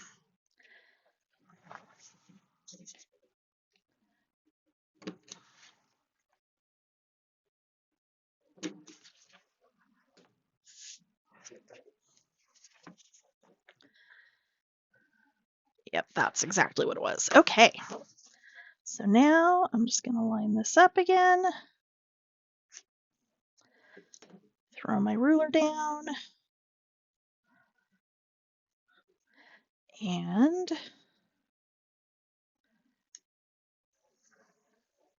cut off that end. Okay. So now I've got all of those base matting pieces cut. If I have something where I have flaps that are coming down over the top, I of course will put those on before I glue this down. If I've got another element like this that's sitting on top, then of course we'll end up gluing that down and then putting the element on top. But that at least is your measurements for the matting of those little file folder pages. Okay, let me grab our pieces for our next part. I'll be right back. Okay, so we are going to start on the back of page 1. So you're going to need 3 pieces, 4 1/8 by 8 1/4. We are going to score all of these. Since I find my other little phone folder here that's apparently disappeared. Well, maybe we are, maybe we aren't. There it is. Okay. All right, we are going to score these at 4 1/8.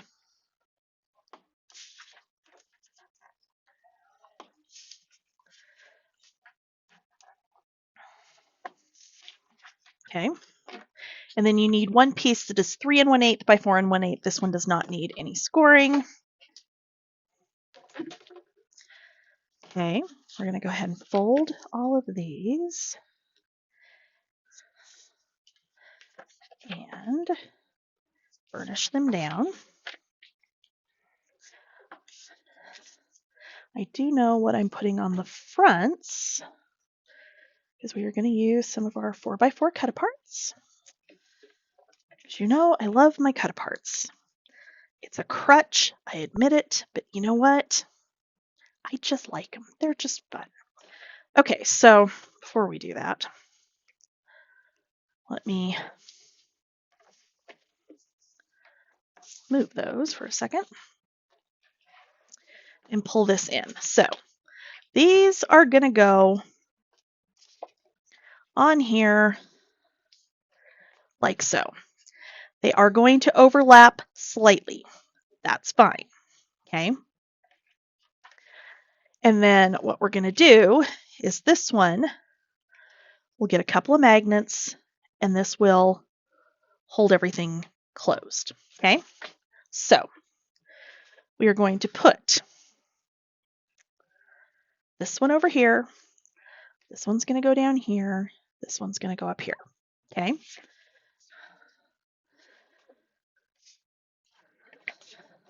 So let's go ahead. We'll put our first one on. Whoops. Apparently we're going to fling our thing at the same time. So we want to go here. We want to go here. And we want to go, or we could flip it around. Let's do it that way, actually. So I'm going about 1/8 of an inch in from the top, 1/8 of an inch in from the side. This one will do the same thing.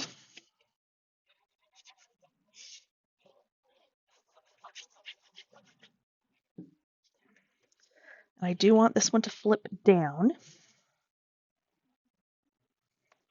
so that when they're open, they're all going to open out of the way. Okay. This one is going to go here. It is going to slightly overlap both of those. Okay.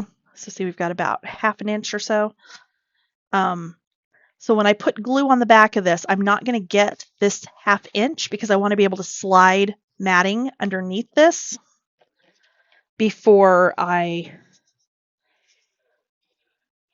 glue it the rest of the way down. But since I'm not sure what color I'm using for my matting inside, I don't know if I'm doing white, I don't know what I'm doing. So this one's going to go down here. This one's going to go on here. This one's going to go on here. Okay. Which really, we probably could just do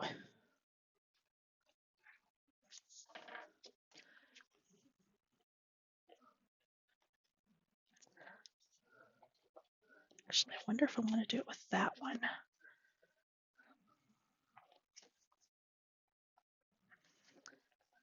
Because this is the thing. We can close these down with this one on top or with these two on top. I think I'm going to do these two on top, and then I can do our little magnetic piece kind of at an angle. Okay, so this is from the journaling cut apart sheet, and it is 2 1/4 by 3. So I'm going to cut this one down to 2 3/8. Okay. All right, and I'm going to grab some magnets.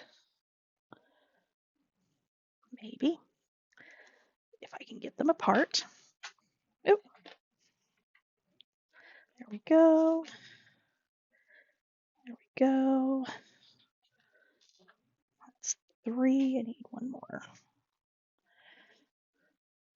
Yes, I know we're getting kind of magnet heavy on this book, but sometimes that's just how it works and sometimes how things look best.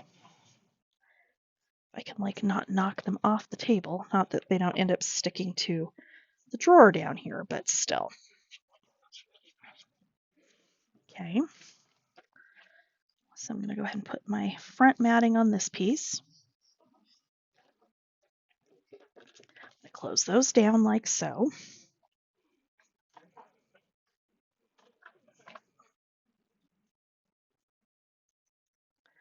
And then I'm going to grab some tape.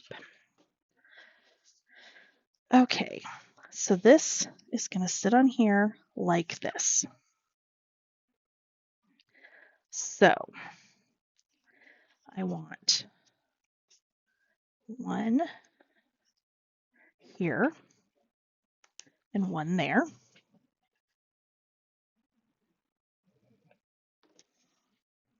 Which honestly, we can kind of shift that so it's not so close to the edge.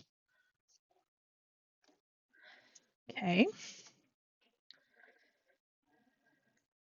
We'll take our next one Push this all down flat.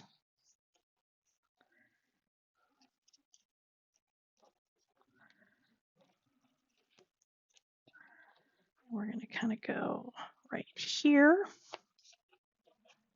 Put that back. Flatten everything back down. That one needs to come down just a tiny bit. And honestly, I've got like tiny, tiny magnets. But I really don't want to try and do that with those because, like, when I say tiny, they're like 1/4 of an inch by 1/4 of an inch. And I may end up having to do that. But we'll see. We'll see if we can make this work like I want it to.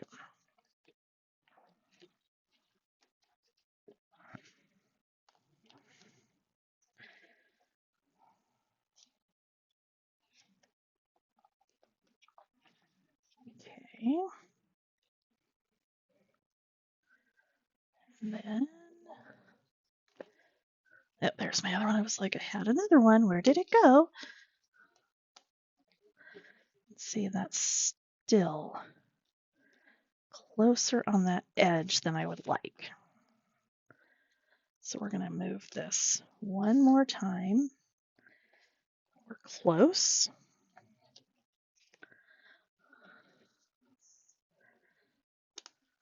Okay, that'll work. That I can make work. Okay. So again, I'm going to take a very small piece of tape. I'm going to take my little piece that's going on top here.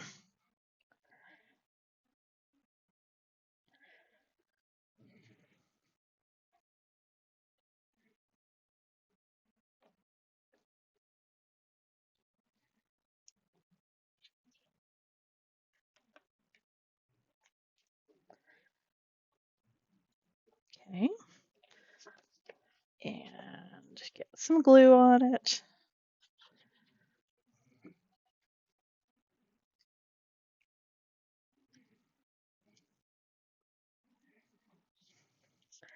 Okay, that actually ended up working okay. Okay, so these I'm just going to burnish down. Go ahead and get my cut aparts on top of these so that they're done.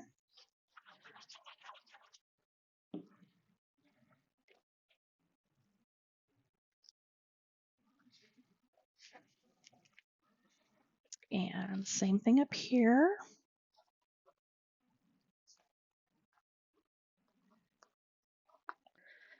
Okay, maybe.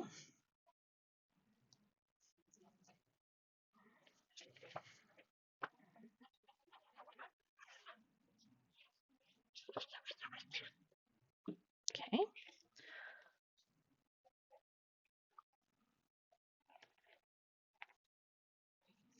And there we go. So then this will go just like that and hold everything down. And then we'll just do some plain photo mats on the inside there. So there's that piece. Page. I know what I'm trying to say, I promise. Okay. So next up, oh my gosh. I've just got like way too many weird things on my desk right now. Okay. So this other side, you need to start with 2 pieces that are 4 by 12. Okay. 4 by 12, we're going to score both of these at 6 inches. Okay.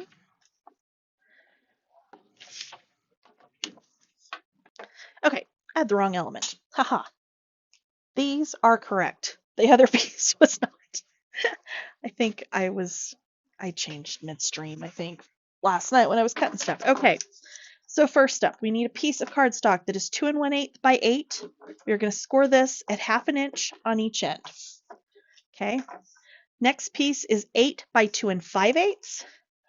We're going to score 1/2 inch on each end again.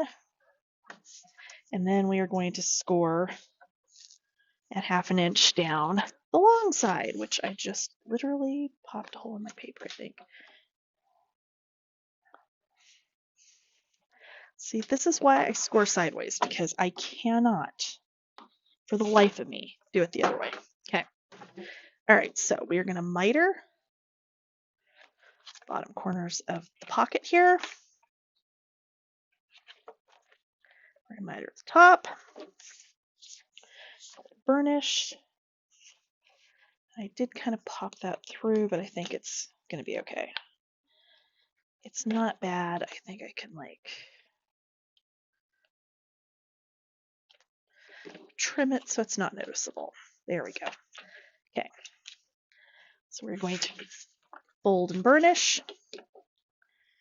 our pocket pieces. This is going to go down here on the bottom in the center. So because this is 8 1/4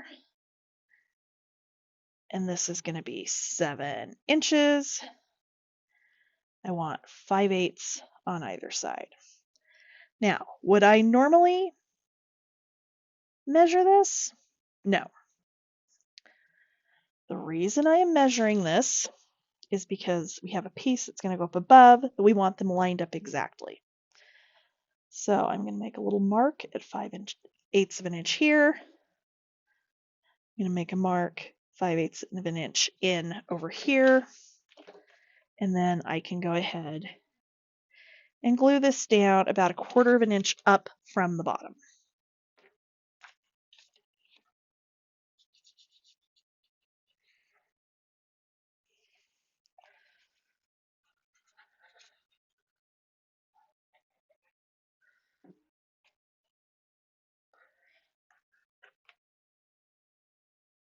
About 1/2 inch up, 1/2 inch up. Okay. This piece is going to be kind of a belly band, but kind of not. So I'm going to miter.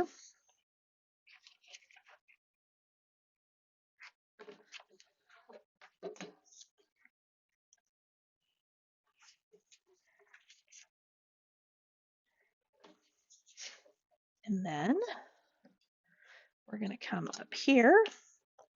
Actually going to lay this right here along this edge. And I'm going to mark about 1.5 inches from the top. I'm going to do the same thing over here.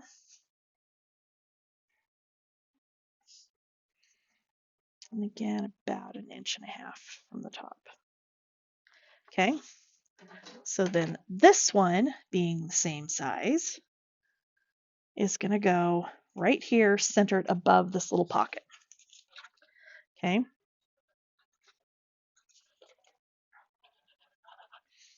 And again, like I said, we're going to go about 1.5 inches down from the top. And then both of these are going to get mats on the front. And I am just using the 4x6 cut aparts that I have cut 1/8 of an inch off of to make them 5 7/8 by 3 7/8. And I did it where I took like a 1/16 of an inch off of each side so that it was even. Which with both of these, I don't know that it really mattered. I think they would have been okay either way. But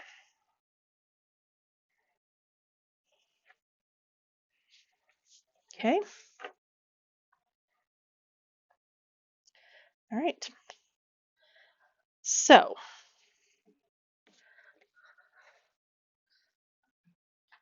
these will tuck in behind here like so and kind of hang. Down here, I've got a couple of photo mats that I've just got one of the backside, actually one of the cut apart pages that I'll mat that with. These can get tucked in here.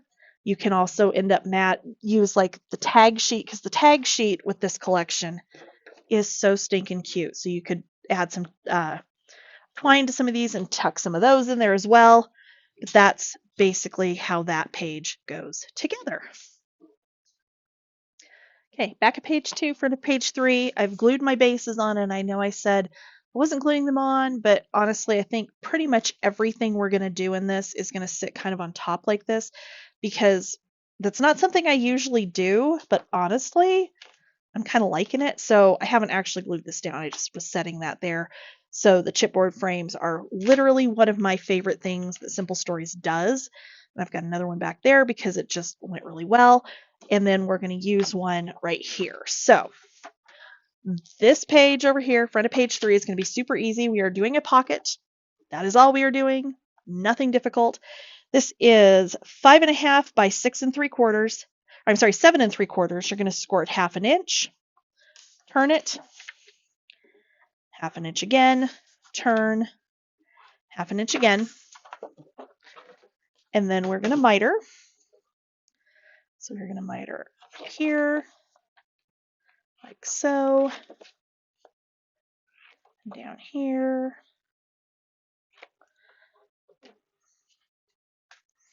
Okay, I'm going to fold and burnish.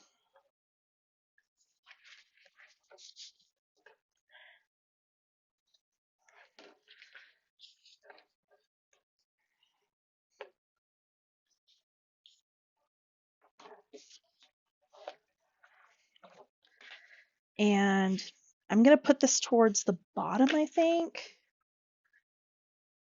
because then I can do like some tags and stuff that, some taller items that I can put in that pocket without it coming up out of the top of the book.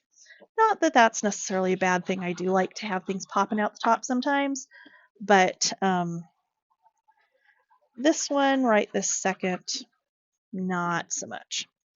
Okay, so I'm going to eyeball it, get it centered best I can. I'm going to come up a little bit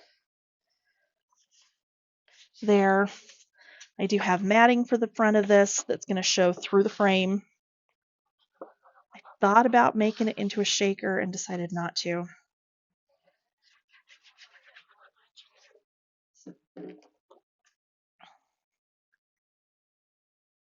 Okay, and then for the frame, it's going to sit right on top, and we're just going to put glue around the outside edge, like so. If you wanted to put glue down the middle for like to divide out a picture, you could. I'm not going to get that fancy. Okay, and that is all we're doing on that one.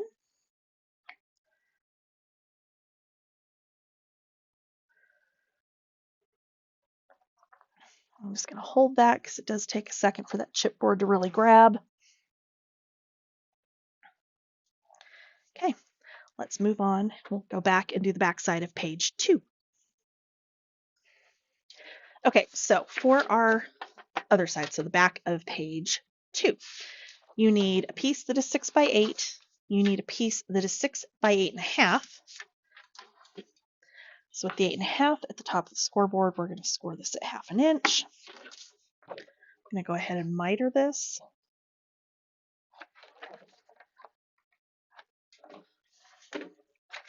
And then fold and burnish.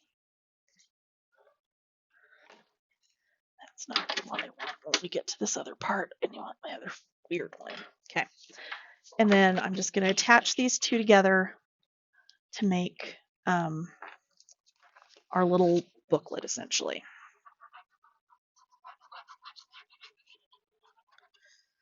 Okay.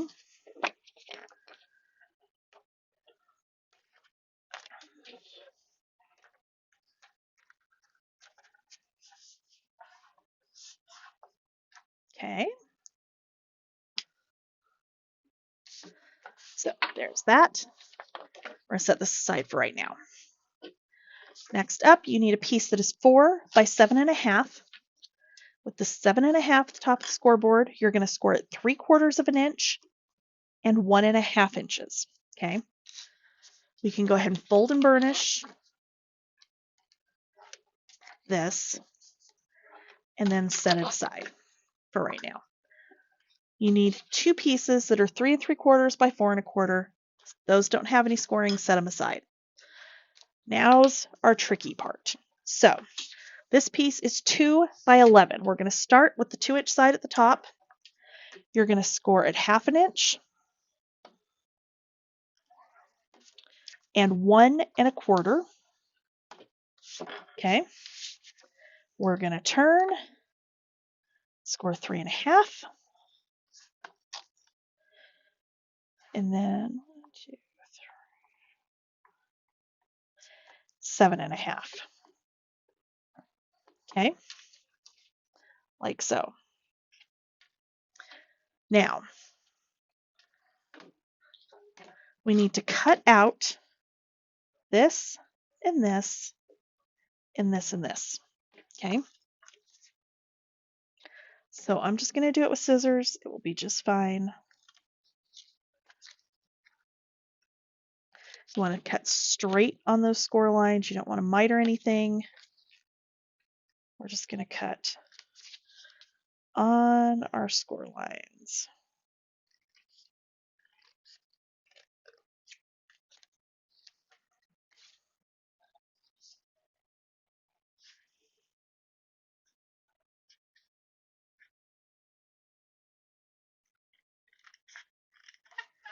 If you want to do this in your trimmer, go ahead. I probably should be doing this in my trimmer because I do not cut straight lines very well, but we'll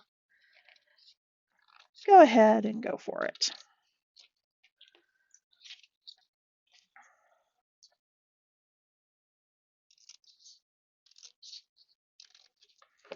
Okay, now this part's going to be a little bit trickier. So on this 3/4 inch piece at the bottom, so here's our little 1/2 inch, here's our 3/4. Okay, you want to measure in, let's turn the ruler the right way, 3/4 of an inch and make a mark. Okay, so I'm going 3/4 of an inch in here. I'm going 3/4 of an inch in here.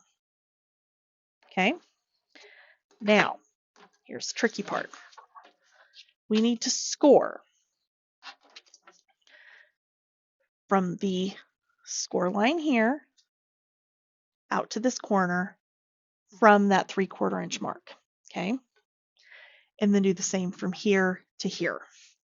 So essentially,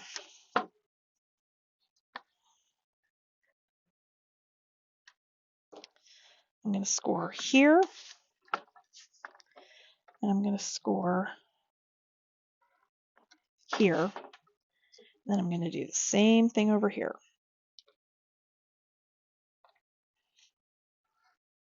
There.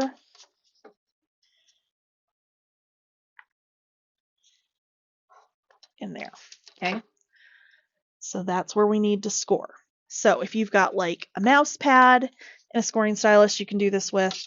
If you want to try and line it up here, which if I put my ruler in here, like right at the edge of one of my channels to score in, and line this up,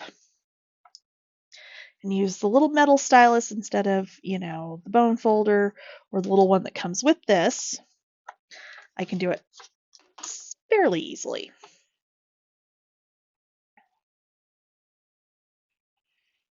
And the reason if I do it with the ruler is I can be sure I'm lining it up and getting a nice straight line. Okay. And then we'll do the other side.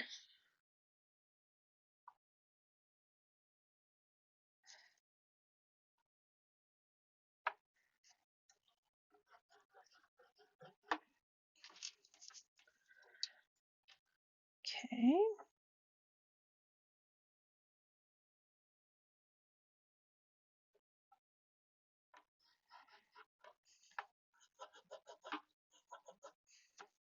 Like so. Okay. That was not that bad. So now we're going to fold and burnish our 1/2 inch and our 3/4 inch score lines. And then we're going to fold those little diagonal ones we just made, because what we want is for that to fold in. Okay, like so. So I'm just going to fold and fold and then fold it over. Once I get those both folded over, I'm going to burnish them down. And you can see my one side here is a little bit wonky, which means I didn't get it quite straight when I scored it, which I have a piece I was practicing on, so I'm going to use that one instead because this one came out much better. But we're just going to go ahead and fold and burnish those little diagonals down, and then you want this piece here. Okay, so now we're going to get it put together. But before I do that, I need to mat the inside of this, and I have no idea what I'm matting it with, so let me figure that out. I'll be right back. Okay, so I think I'm going to use this one because the page that it's going on the outside, or that's sitting on top of, is just the gray dot. So this will give us some color on the inside when we open this up, and then the outside of this, of course, will get matted with something else. I'm not sure what. Don't make me think that hard. Okay, so let's go ahead and glue these down so we're ready to go.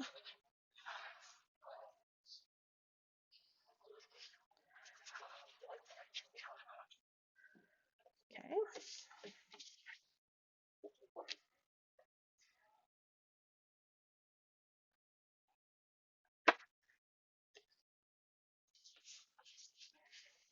Okay. All right, so I am going to put, oh no, the way I put this together, I guess it's fine. Never mind, I was going to say something, but it doesn't matter. Okay, so first thing I'm going to do, I'm going to take my two 3 3/4 inch mats. Okay, make sure I'm doing this right.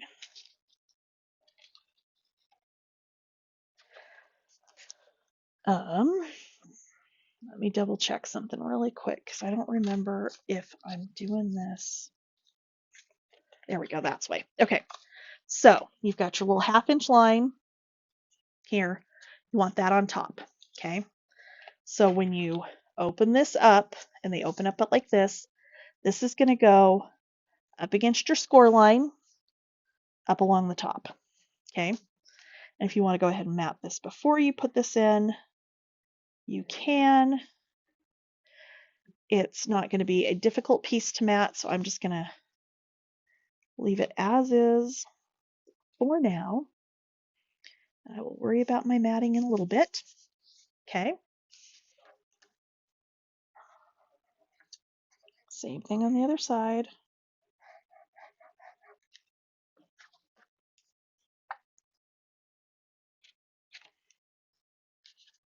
Don't get too carried away with the glue because you don't want things sticking where they're not meant to. Like on the back and on the side there, like I just did. So these will fold in like so. I just put them on wrong. Did I? I think I did. I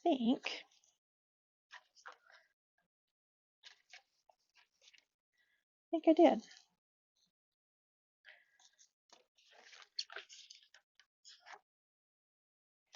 I think they're supposed to go this way because then when they fold down.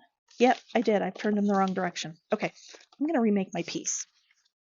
I'm going to reuse, no, I'm not. I'm going to remake my piece. So I'm going to go ahead and leave the camera running. You'll get to see it a second time, which might be helpful if you were confused. Clearly, I'm confused.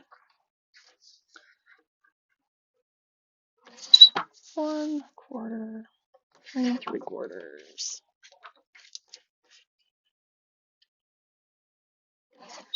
Okay. And then 11 inches on that piece. Okay, so we're going to do this one more time. So it's going to be 1/2 inch, 1 1/4, turn it, 3 1/2, 7 1/2, and then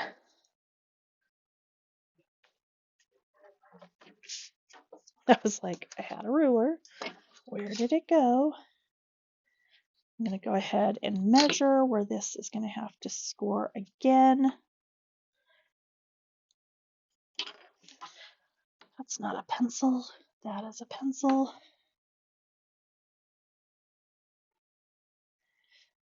Measure my 3/4 of an inch in. I'm going to go ahead and trim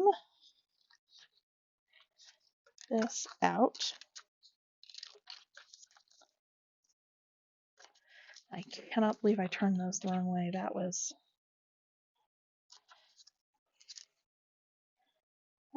not good.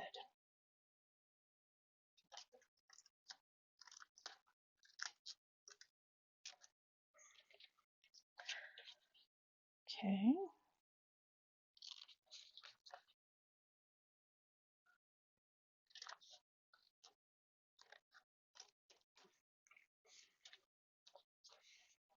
All right, there's that one again.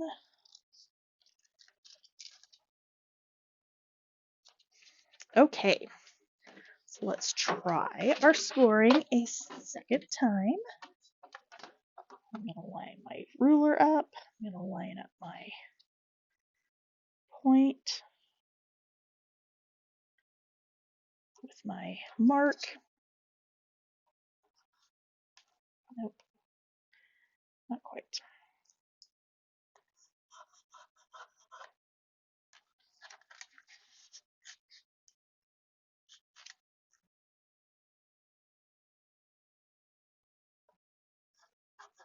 And again. And then I'm going to turn it the other way. And go one more time.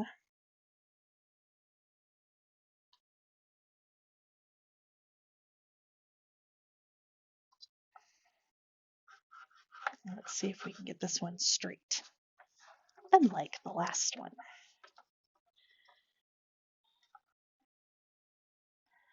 Because I don't have another test piece set aside. So we may be doing this part all night long. No, not at all. We'll get through this. It'll be fine. Okay, there we go. So now we're going to go back to the folding and the burnishing. Fold, fold, and then fold, and fold, and in we go. That one's good. We'll go fold and fold. In we go. There we go, much better. So burnish those down really, really well, okay? And then we're gonna go, okay, this opens up this way. And my one that is wrong, they do not go this way, they go the longer way. So the 4 1/4 goes out, so it's gonna hang off this end.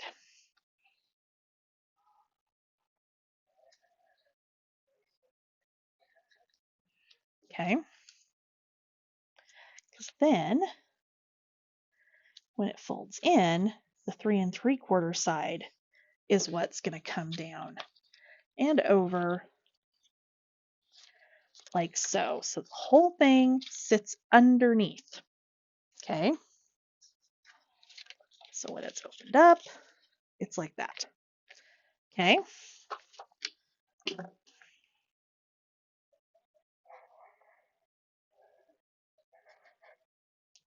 Because of course this is the one I didn't do a test version of. Literally been watching pop-up tutorials for like 2 weeks because I love them, and I've always been kind of intimidated by them. And I decided that no, it is time. I need to learn how to do a couple of these because they are so much fun. Okay, so we're going to fold this all together like so. Again, your 1/2 inch is on the top. What we're going to do is line this up like so. This is not a centering ruler. This is probably my only complaint with this, is it is not a centering ruler. So, but at this point, I've probably used the centering rulers enough. It will be fine. So I'm going to make just a very light mark where I need that to line up at. Okay. So we're going to get glue on the back of this. You don't want to get too nuts because you don't want it seeping out and like attaching your whole thing. Okay. So this is centered for the most part. And we're going right up to where this folds. Okay. All right. So there's one side. You're going to do, don't get anything on this 1/2 inch tab. You're just going to do above that. Okay. We're going to close this over and burnish this one down. Okay. We're going to give this a second. And then we're going to come back with our 4 by 7.5. Okay. So again, this was scored at 3/4 and 1.5. Okay. So see, this opens up and those pop out. Pretty cool, huh? Okay. So we're going to fold over our little 1/2 inch right here. The top part of this without the score lines is going to attach there. Okay.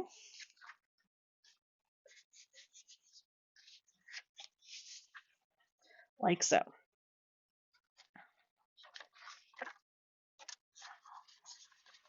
Okay. On the bottom, you're going to fold in this 1/4 inch tab. I am going to miter this,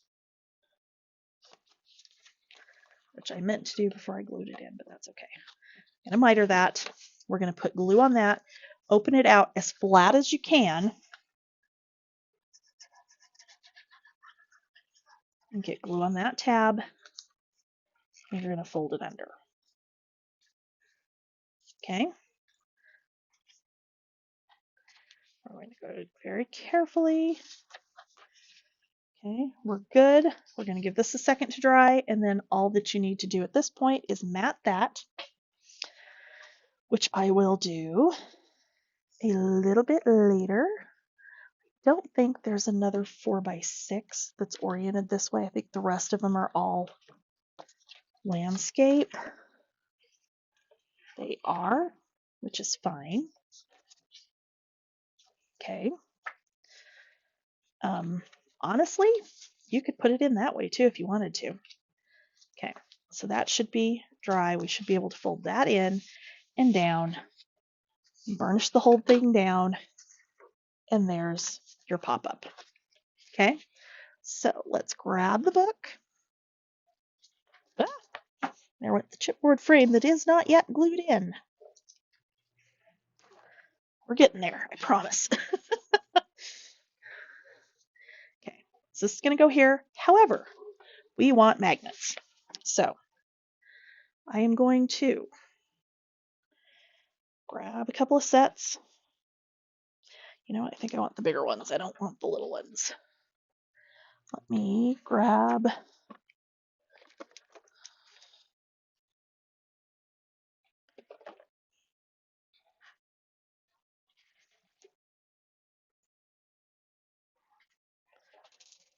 those.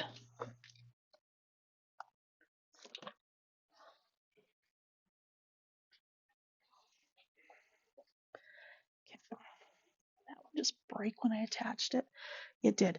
That is literally the only bad thing with these really thin magnets. See how that broke when I popped it back up against the other ones? And I didn't understand why that happens. And then I was reading something about the thin, super strong magnets, and they're actually like made from like a compressed powder kind of thing, which I thought was very interesting. But that explains why that happens sometimes. Okay, so I am just going to pick up my magnets. I'm going to put them on the back. I'm going to take these and let them attach where they're going to attach on the front, and put some tape down on those. And I will mat the front of this later, but for now we can go ahead, center it up, put it in the book. No problem.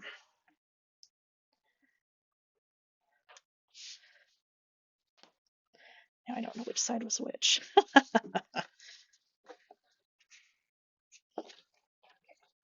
That's my front. Do I want to do it that way? Honestly, I kind of like that. I think I am going to put it that way, because then it kind of goes in along with this. Or do we want it that way? Okay, I'm not gluing it in yet because I need to think about that, because I really don't know which way I want to put that. But truly, the way this one works, it could go either direction. You can do it this way. You could do it this way where it's going to open to the side. And your little pop-up's still going to work just fine. Throw another photo mat up here. Whatever. Size-wise, where it is 6x8. Yeah, I'm going to do it sideways. We're going to live dangerously.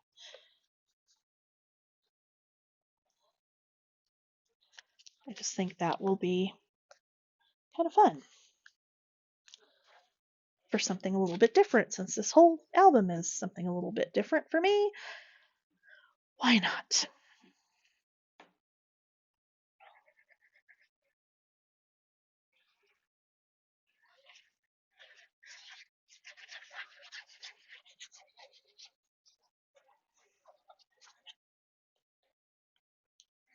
Okay. So, kind of eyeballing top to bottom, left to right. I'm going to open that up so that I can get in here and really burnish this down. And there we go. So cool. Okay, moving on to the back of page 3, the front of page 4, and then all we've got is the back of page 4, and then our little frames that are going in the front and back, assuming I decide not to put them like on a flap or something, which I don't think I'm going to. I think we're good. So because we're, kind of on a theme here, where we're building things on top of an already matted base page, I am going to go ahead and glue the rest of these in, because I think that's probably going to be just what's going to be best. So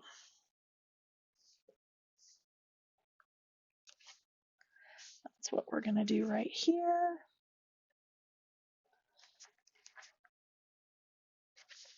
There we go. No, we're not.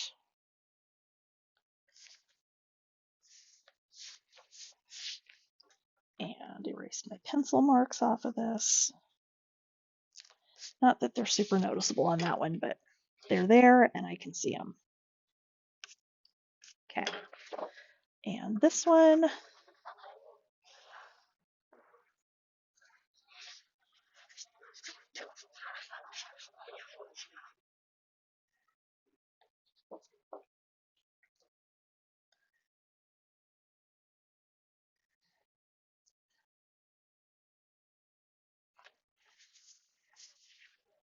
Okay, and this one.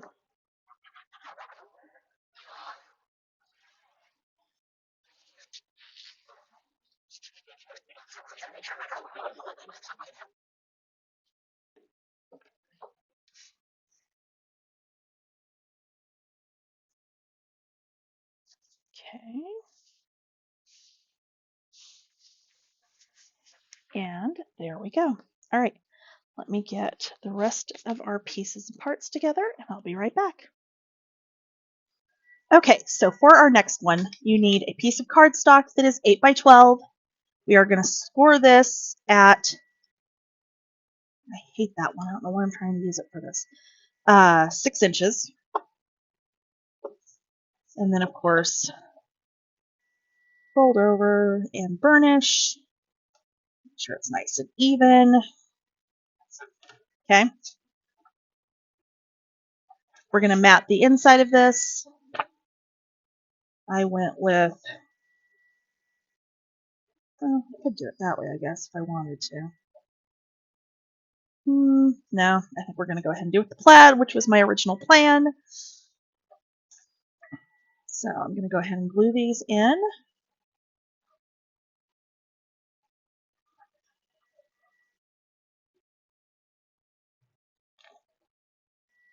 Okay.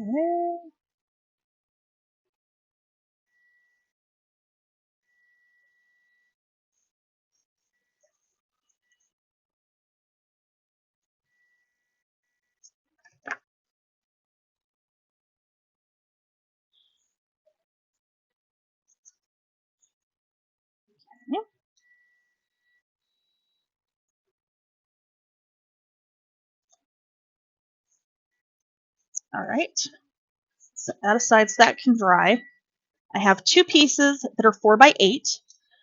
They are cut just a hair under 4 inches, just to make sure they're going to fit right. We're going to score both of these at 4 inches.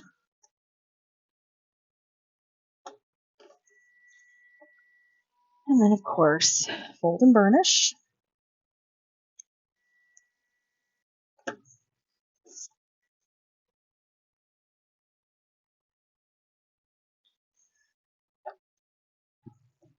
If you want to go ahead and mat your insides, you can. I'm going to use 2 of the cut aparts and then 2 just plain mats, but I'm not going to do those just yet, just in case this part of it, when we go to attach this, goes sideways. I haven't completely ruined my cut aparts. Okay. And then last, and this is where it's gonna be a little bit different. 3.5 by 5, you need 2 pieces. We are going to start with the 5-inch at the top. And I have a nice little blue piece that is all marked up to help guide us. We are going to score at 1 inch, 2 inches, 2.5, 3.5, and 4. Okay? We're going to turn it. We're going to go 1 inch, 1.5, and 2.5. Okay? We're going to do this on both of these pieces. So 1 inch, 2 inch, 2.5, 3.5, and 4. Turn it. 1 inch, 1.5, and 2.5. Okay? So now, when you look at this, okay, so here's my black piece. Okay? Here's my piece where I've got it marked. We are going to cut out, so when you've got your 2 smallest squares facing towards you, you're going to cut on the score lines and cut this piece out.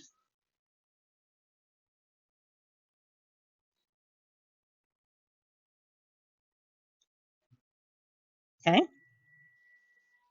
We're going to do that on both pieces.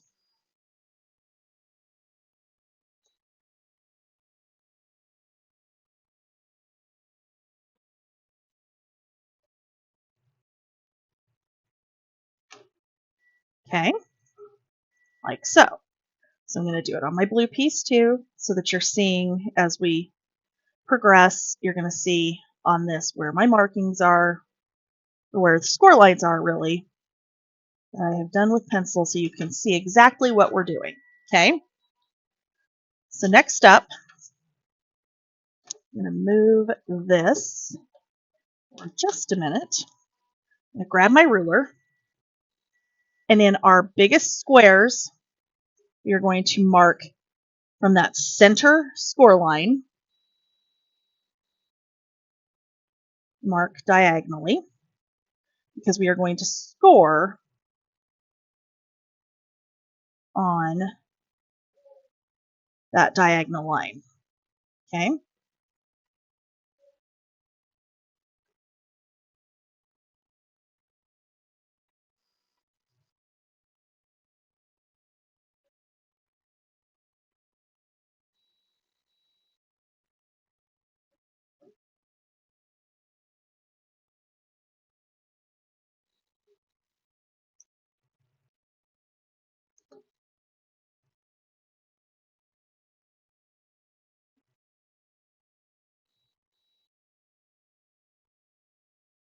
Okay.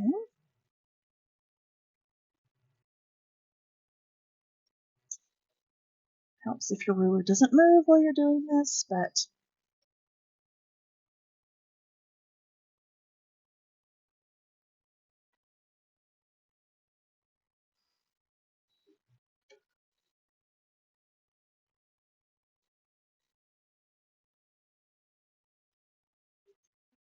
okay. So go ahead and do this actually on both of them so that we're staying where we need to. Crying out loud. There we go. Okay. I do love this ruler, but sometimes I want it to slide just a tiny bit. Especially when I'm doing something like this. So I'm just going to flip it over because that will work.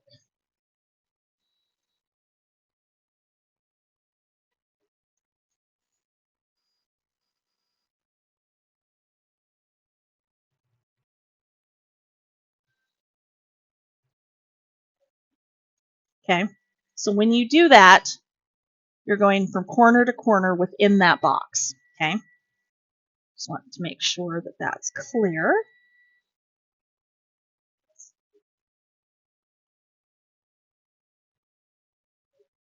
Okay. And then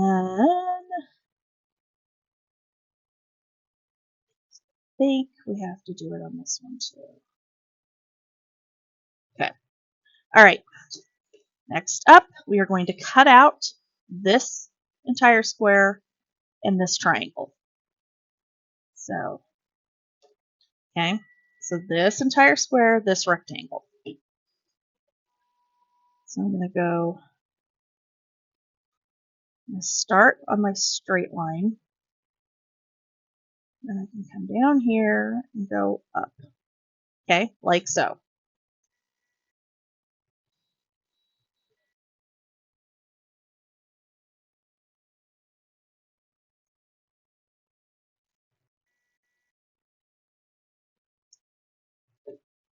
All right, so now we need to score all of these little diagonal lines.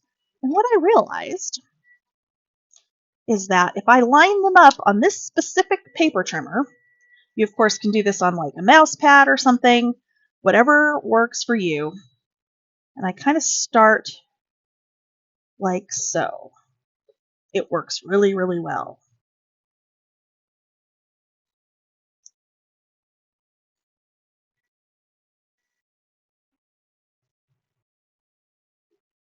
Because there's like that slight gap and it's just enough. Of course, like I said too, you can do this like on a mouse pad or a piece of foam or, you know, whatever with a ruler. If you've got a scoreboard that's got, or I'm sorry, cutting trimmer that has the scoring blade.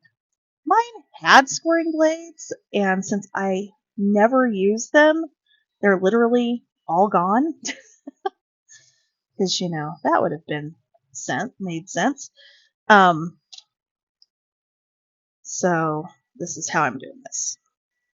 Okay.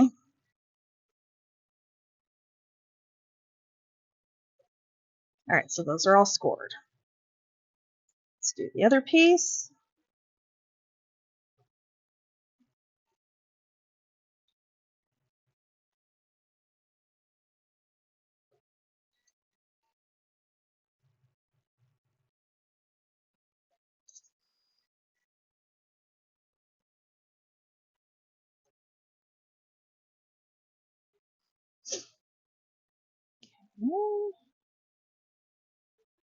Couple more to do. I did do this when I was practicing in my scoreboard, and that worked okay, but I ended up with a couple of lines that were just slightly off. So this has seemed to work better. Okay, we're going to do this twice. So first thing you want to do is go through here and fold all of your score lines. Fold them both directions because we're going to start training that paper. Okay.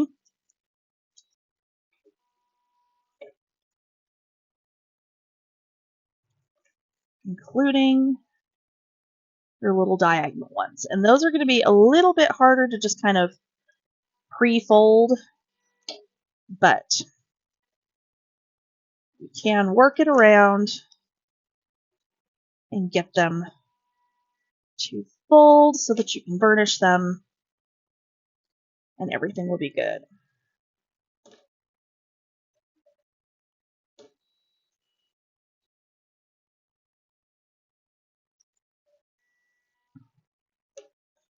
Okay.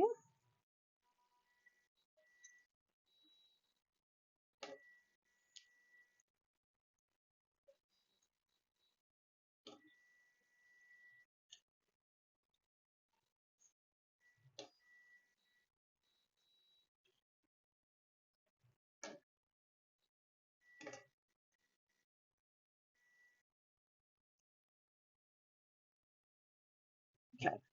All right, so with your longer piece on top,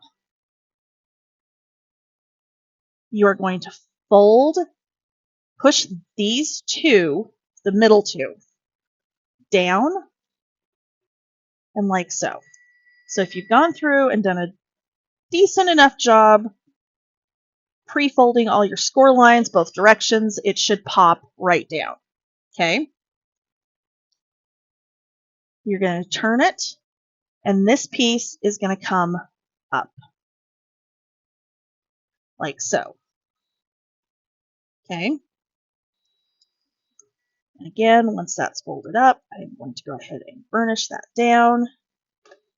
Okay. So here's one side. Why does that not seem right? Hold on. I have to look at my practice ones again.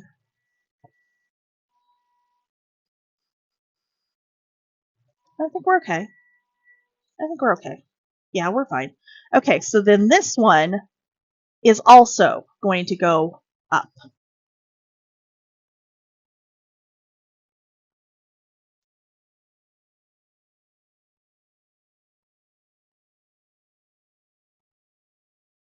Like so. Okay, so up. So that's what your piece is going to look like. Okay, we're going to turn it over, and you're going to have, wait a minute, hold on, let me get this in the right place. Okay, so we've got those, we've got that. You're going to turn it around, and you'll see you'll have this piece here.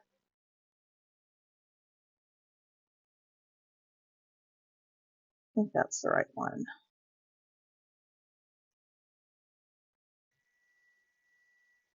Nope, something's not right. Hold on. I know those are right. I do that one the wrong direction? I don't think I did.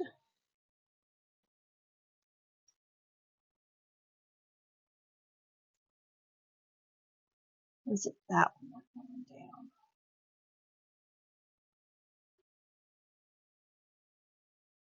down? Let me double check my piece over here. Hold on. Okay, so this top part is okay when you've got it in this position. So you push this one in, you push that one up. This one goes down, not up. And when it does, so you go down and in and turn it over, you're going to have like a flap right here. So you'll have this little triangle. You'll have this piece that sits on top of it. Okay, burnish all of that down. You're going to put glue just on this triangle. Okay.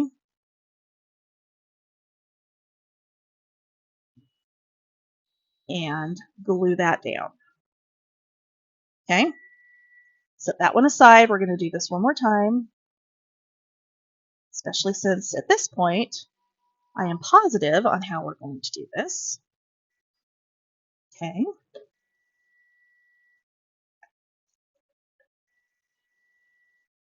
And two, like I said, folding all of your score lines both directions will help because it's going to help make this move a little bit better. So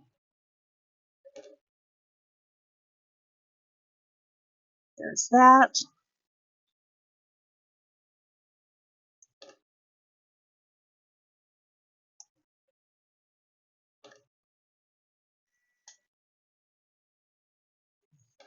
Okay. And then down here, and there.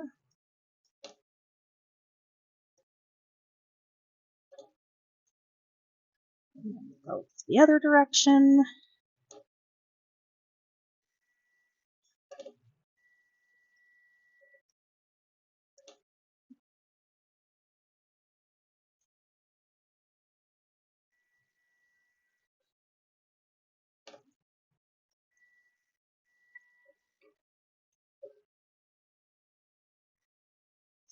Okay. Again. All right, so I'm going to start on this long side again. We're going to push that down, so it's going to fold down like that.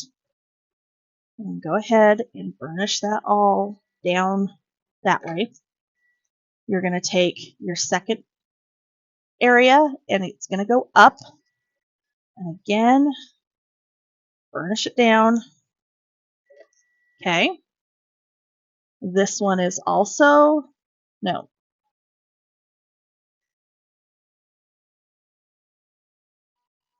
Hold on. I've managed to confuse myself again. Okay, this one needs to go up.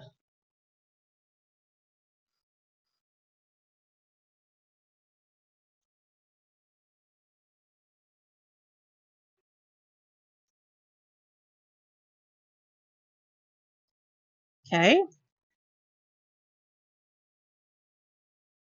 Nope. Not up, down. Sorry. Okay. Unfold it all. Down, up, down,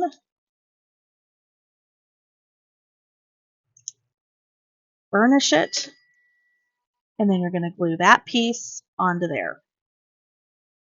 Okay. And again, it's just this little triangle here. Push it down. This one will go down on top. Burnish it down.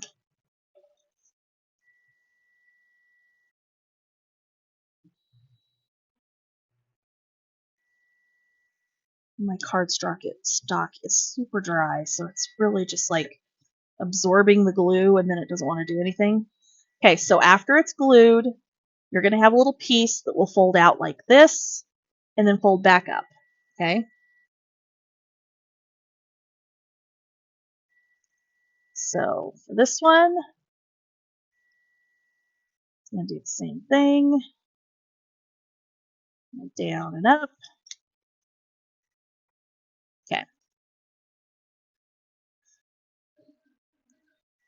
So I'm just going to burnish everything again, and then I'm literally just going to sit here and work it for a minute. Okay? All the way down, back up. All the way down, back up. Okay? So this is just going to help train this in the way it needs to move. Okay. Now we are going to grab our base that we have matted, and you are going to take a ruler on your center score line.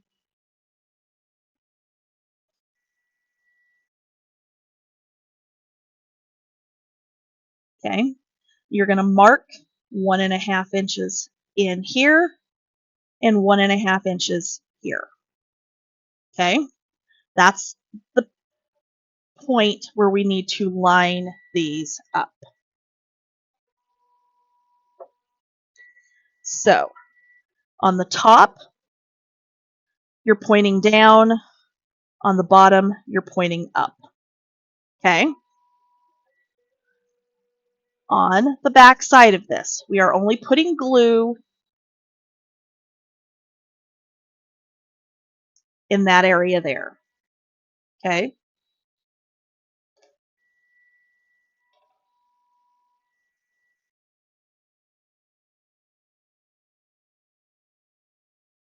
Like so. You're going to line up this bottom point with your 1.5 inch mark. Okay? And you're going to put this so you're almost touching your center score line. Okay? Do the same thing on the other side.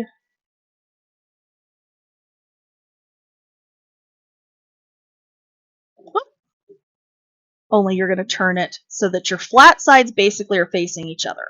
So this point will line up with your 1.5 inch mark there. And again, up to the score line, not quite touching the score line. Okay, we're going to give that a second to dry. Okay, so this will fold shut. Now, these two pieces, you see how you've got like this little like mouth almost right here? Okay, this is going to glue in here like so. And you're going to do it so it's lined up with the bottom of your booklet. So if your score lines are not, you want the bottom of this exactly even with the bottom here. Okay? So I'm going to go ahead and put glue in here.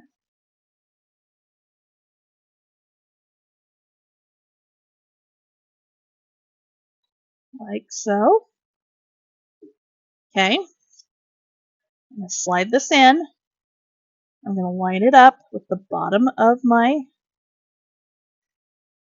page and then push it in.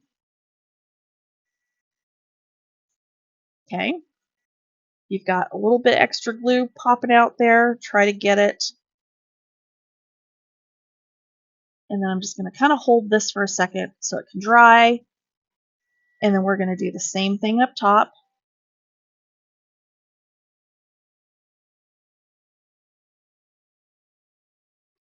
And if it's helpful for you to turn it this way so you can see that you're lined up, and this is why, like I said, this is like a hair under 4 inches, just to make sure that these are not overlapping. If they are, you need to trim just a hair off of one, possibly both.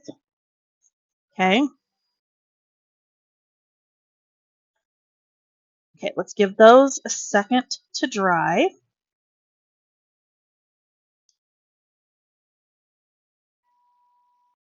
Okay. We've given that a minute to dry. Now we're going to do glue in that same area here.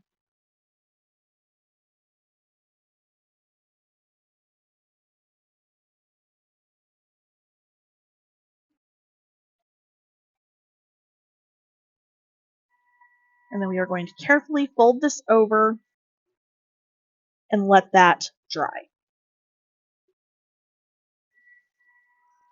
Okay, that should be good. I've let it sit for at least 5 minutes. Okay, so when you open this up, those are going to pop up. You are going to have to kind of work this a little bit, but if you really burnish those score lines and work those score lines when you're building that pop-up mechanism, then you should be okay. All right? So we are going to do our magnets on the outside again. So I am going to pick that up. I'm going to put that right there.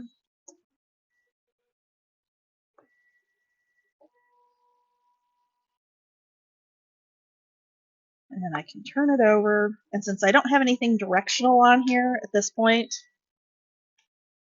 we're good with whichever way they land and whichever way we end up putting them into our book at this point. Okay, so I'm going to grab the book. I'm going to move some stuff.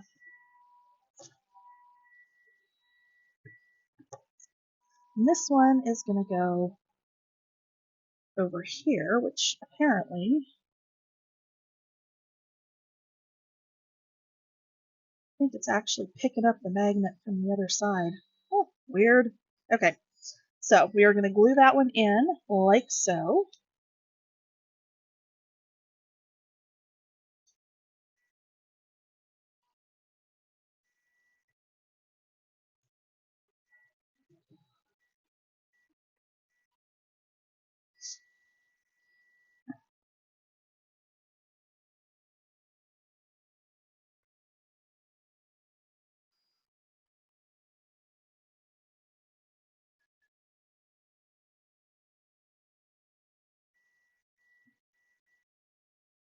Okay,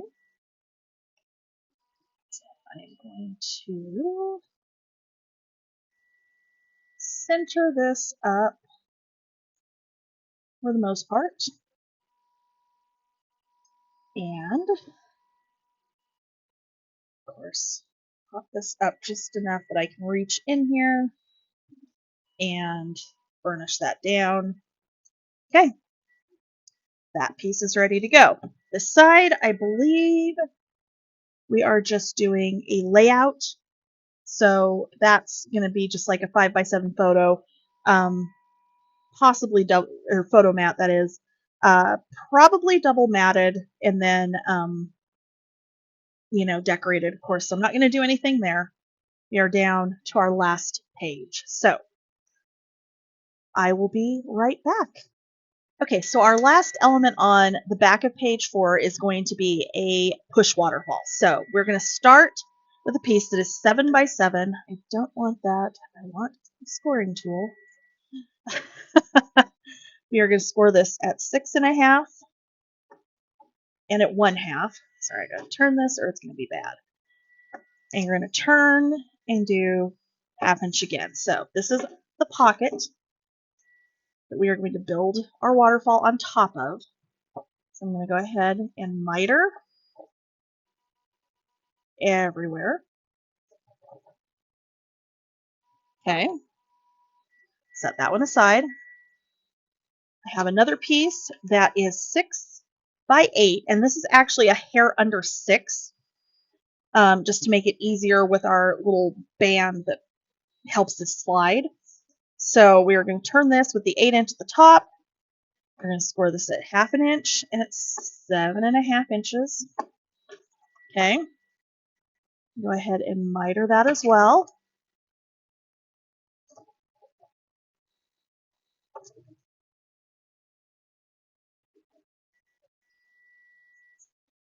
Fold and burnish this so it's ready to go. Next up, 6x7 with the 7 inch at the top. You're going to score at 1/2 inch, 1 inch, 1.5, 2, 2.5, and 3. Okay, and then you're just going to go ahead and fold all of those score lines and burnish. And that's the extent of the scoring, so let's move that out of the way.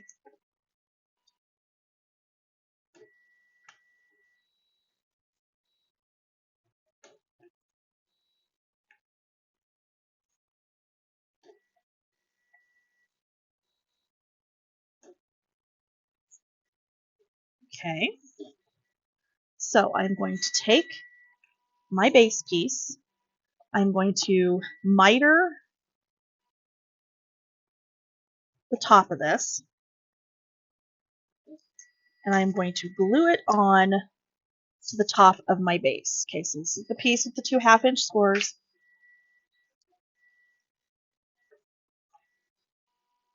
We're going to go ahead, do that. I'm going to do it from the bottom just because that will be easier for me. Make sure I'm lining it up right. And because our base is just a hair smaller, you just want to make sure you're mostly centered. Okay? And then we can come in and we can glue our 4x6 photo mat. So I have 6 of them because we're going to use one on this bottom piece to reinforce it. But to start with, we're going to glue 5 of these just on top of this at the score line.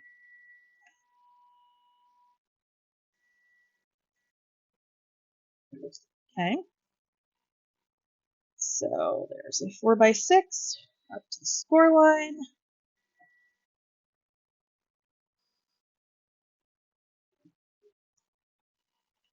I kid you not, every time I go to do one of these, hold up. Okay, that's clearly not a piece that was supposed to be in this pile because it's off. Okay. Which means somewhere my other 4x6 piece has disappeared. Which is honestly typical. Okay.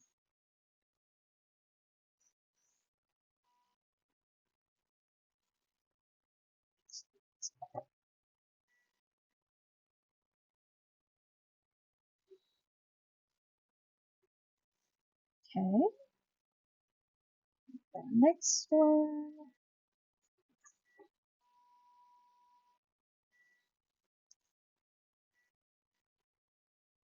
The next one.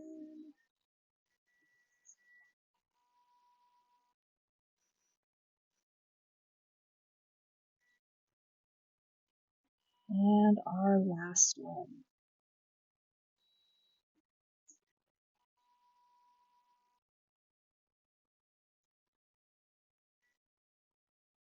Okay. So, at this point, it should all roll like so. I've got 2 1-inch strips. I am going to wrap one of these around from the back side. I am going to fold, but not fold too tight. You can squirt if you want to. Honestly, I've never really had an issue with this.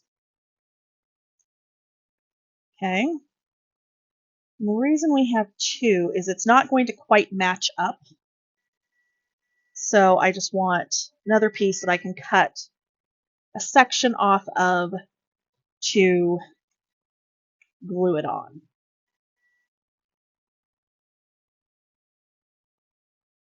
Okay.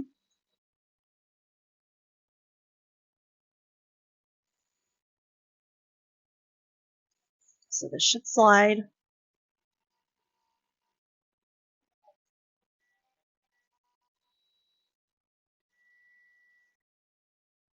We want to bring this down. And we are going to glue.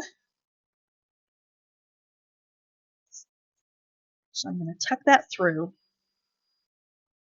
I am going to glue this onto the bottom of that last flap. Actually about a 1/8 of an inch up from the bottom. So I'm going to go ahead, just get some glue on there like so. Pull that band back down over I've got about, like I said, about 1/8 of an inch to 1/4 of an inch at the bottom, and glue that down. And this is where our other 4x6 comes in.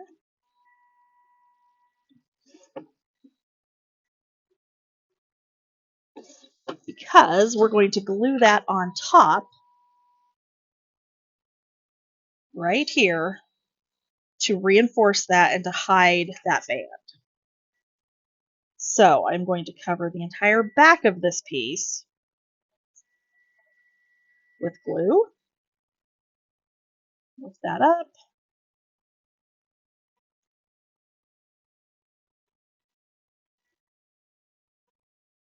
Come in.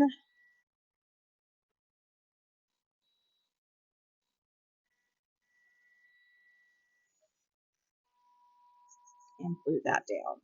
Okay, so there's our waterfall. That is going to go on top of this pocket like so, except I think I turned my pocket the wrong direction because, okay, my pocket clearly is wrong. That's okay. We'll use it on something else. So this is 7x6, so it needed to be 6.5 by 8, and I think I cut it too short.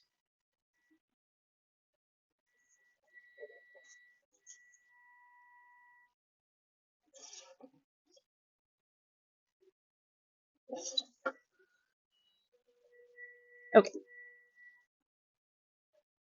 that still isn't right, is it? No.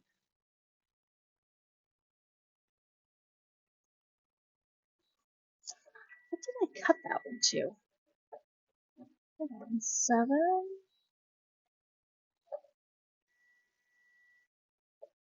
by 7. Ah, okay.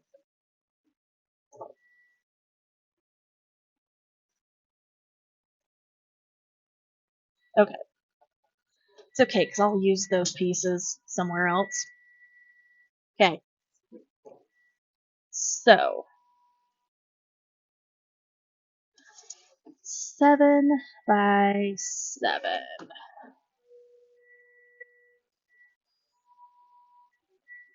I think. Or I've just cut it wrong yet again, in which case I may scream.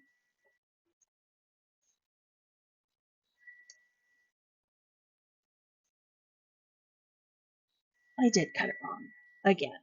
You know what? It's fine. We're not putting it on a pocket. We're going to make it a belly band just like it is. It will be fine. So this is going to go down right here. And it's not going to go in a pocket. It's just going to be a belly band where you could tuck some other things under if you so choose.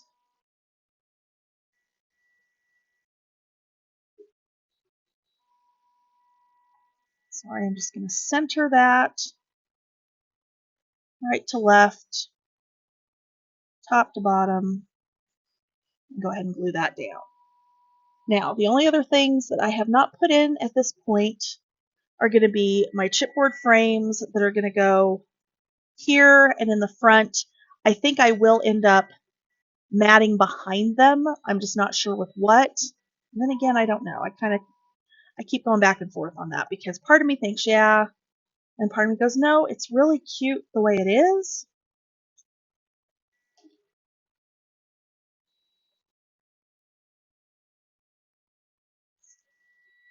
But I will worry about that in a minute. I have not done anything to my front cover. I did use this piece on the back, and it, before you cut it, it's got a line that like kind of runs the perimeter. So I ended up just continuing that with a ruler and a pen. I have the strip of the red left over from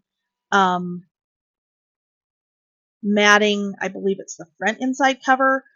So it wasn't quite tall enough because it was the piece that I cut wrong when I went to do that.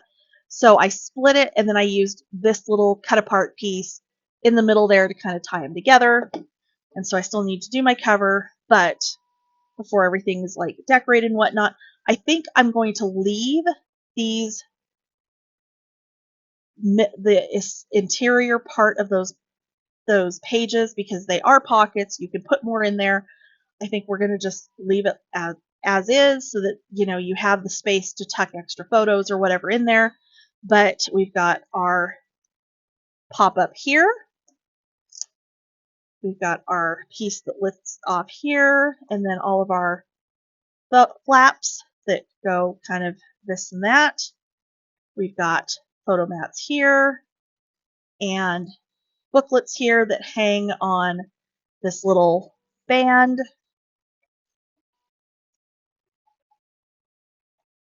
And I did end up doing the 2x2 cut aparts here, and I did space them out like that on purpose because it kind of gave it more of like a film strip feel. Back here, we've got this one that has not been matted yet. This is a pocket with the frame on top. Back here is our pop-up like so. This will just be a layout page, and then we've got our push waterfall.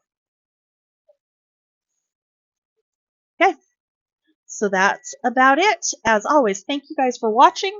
If you end up making this project, please, by all means, share it and tag me at Scrapping Under the Influence, and I will see you guys again soon. Bye!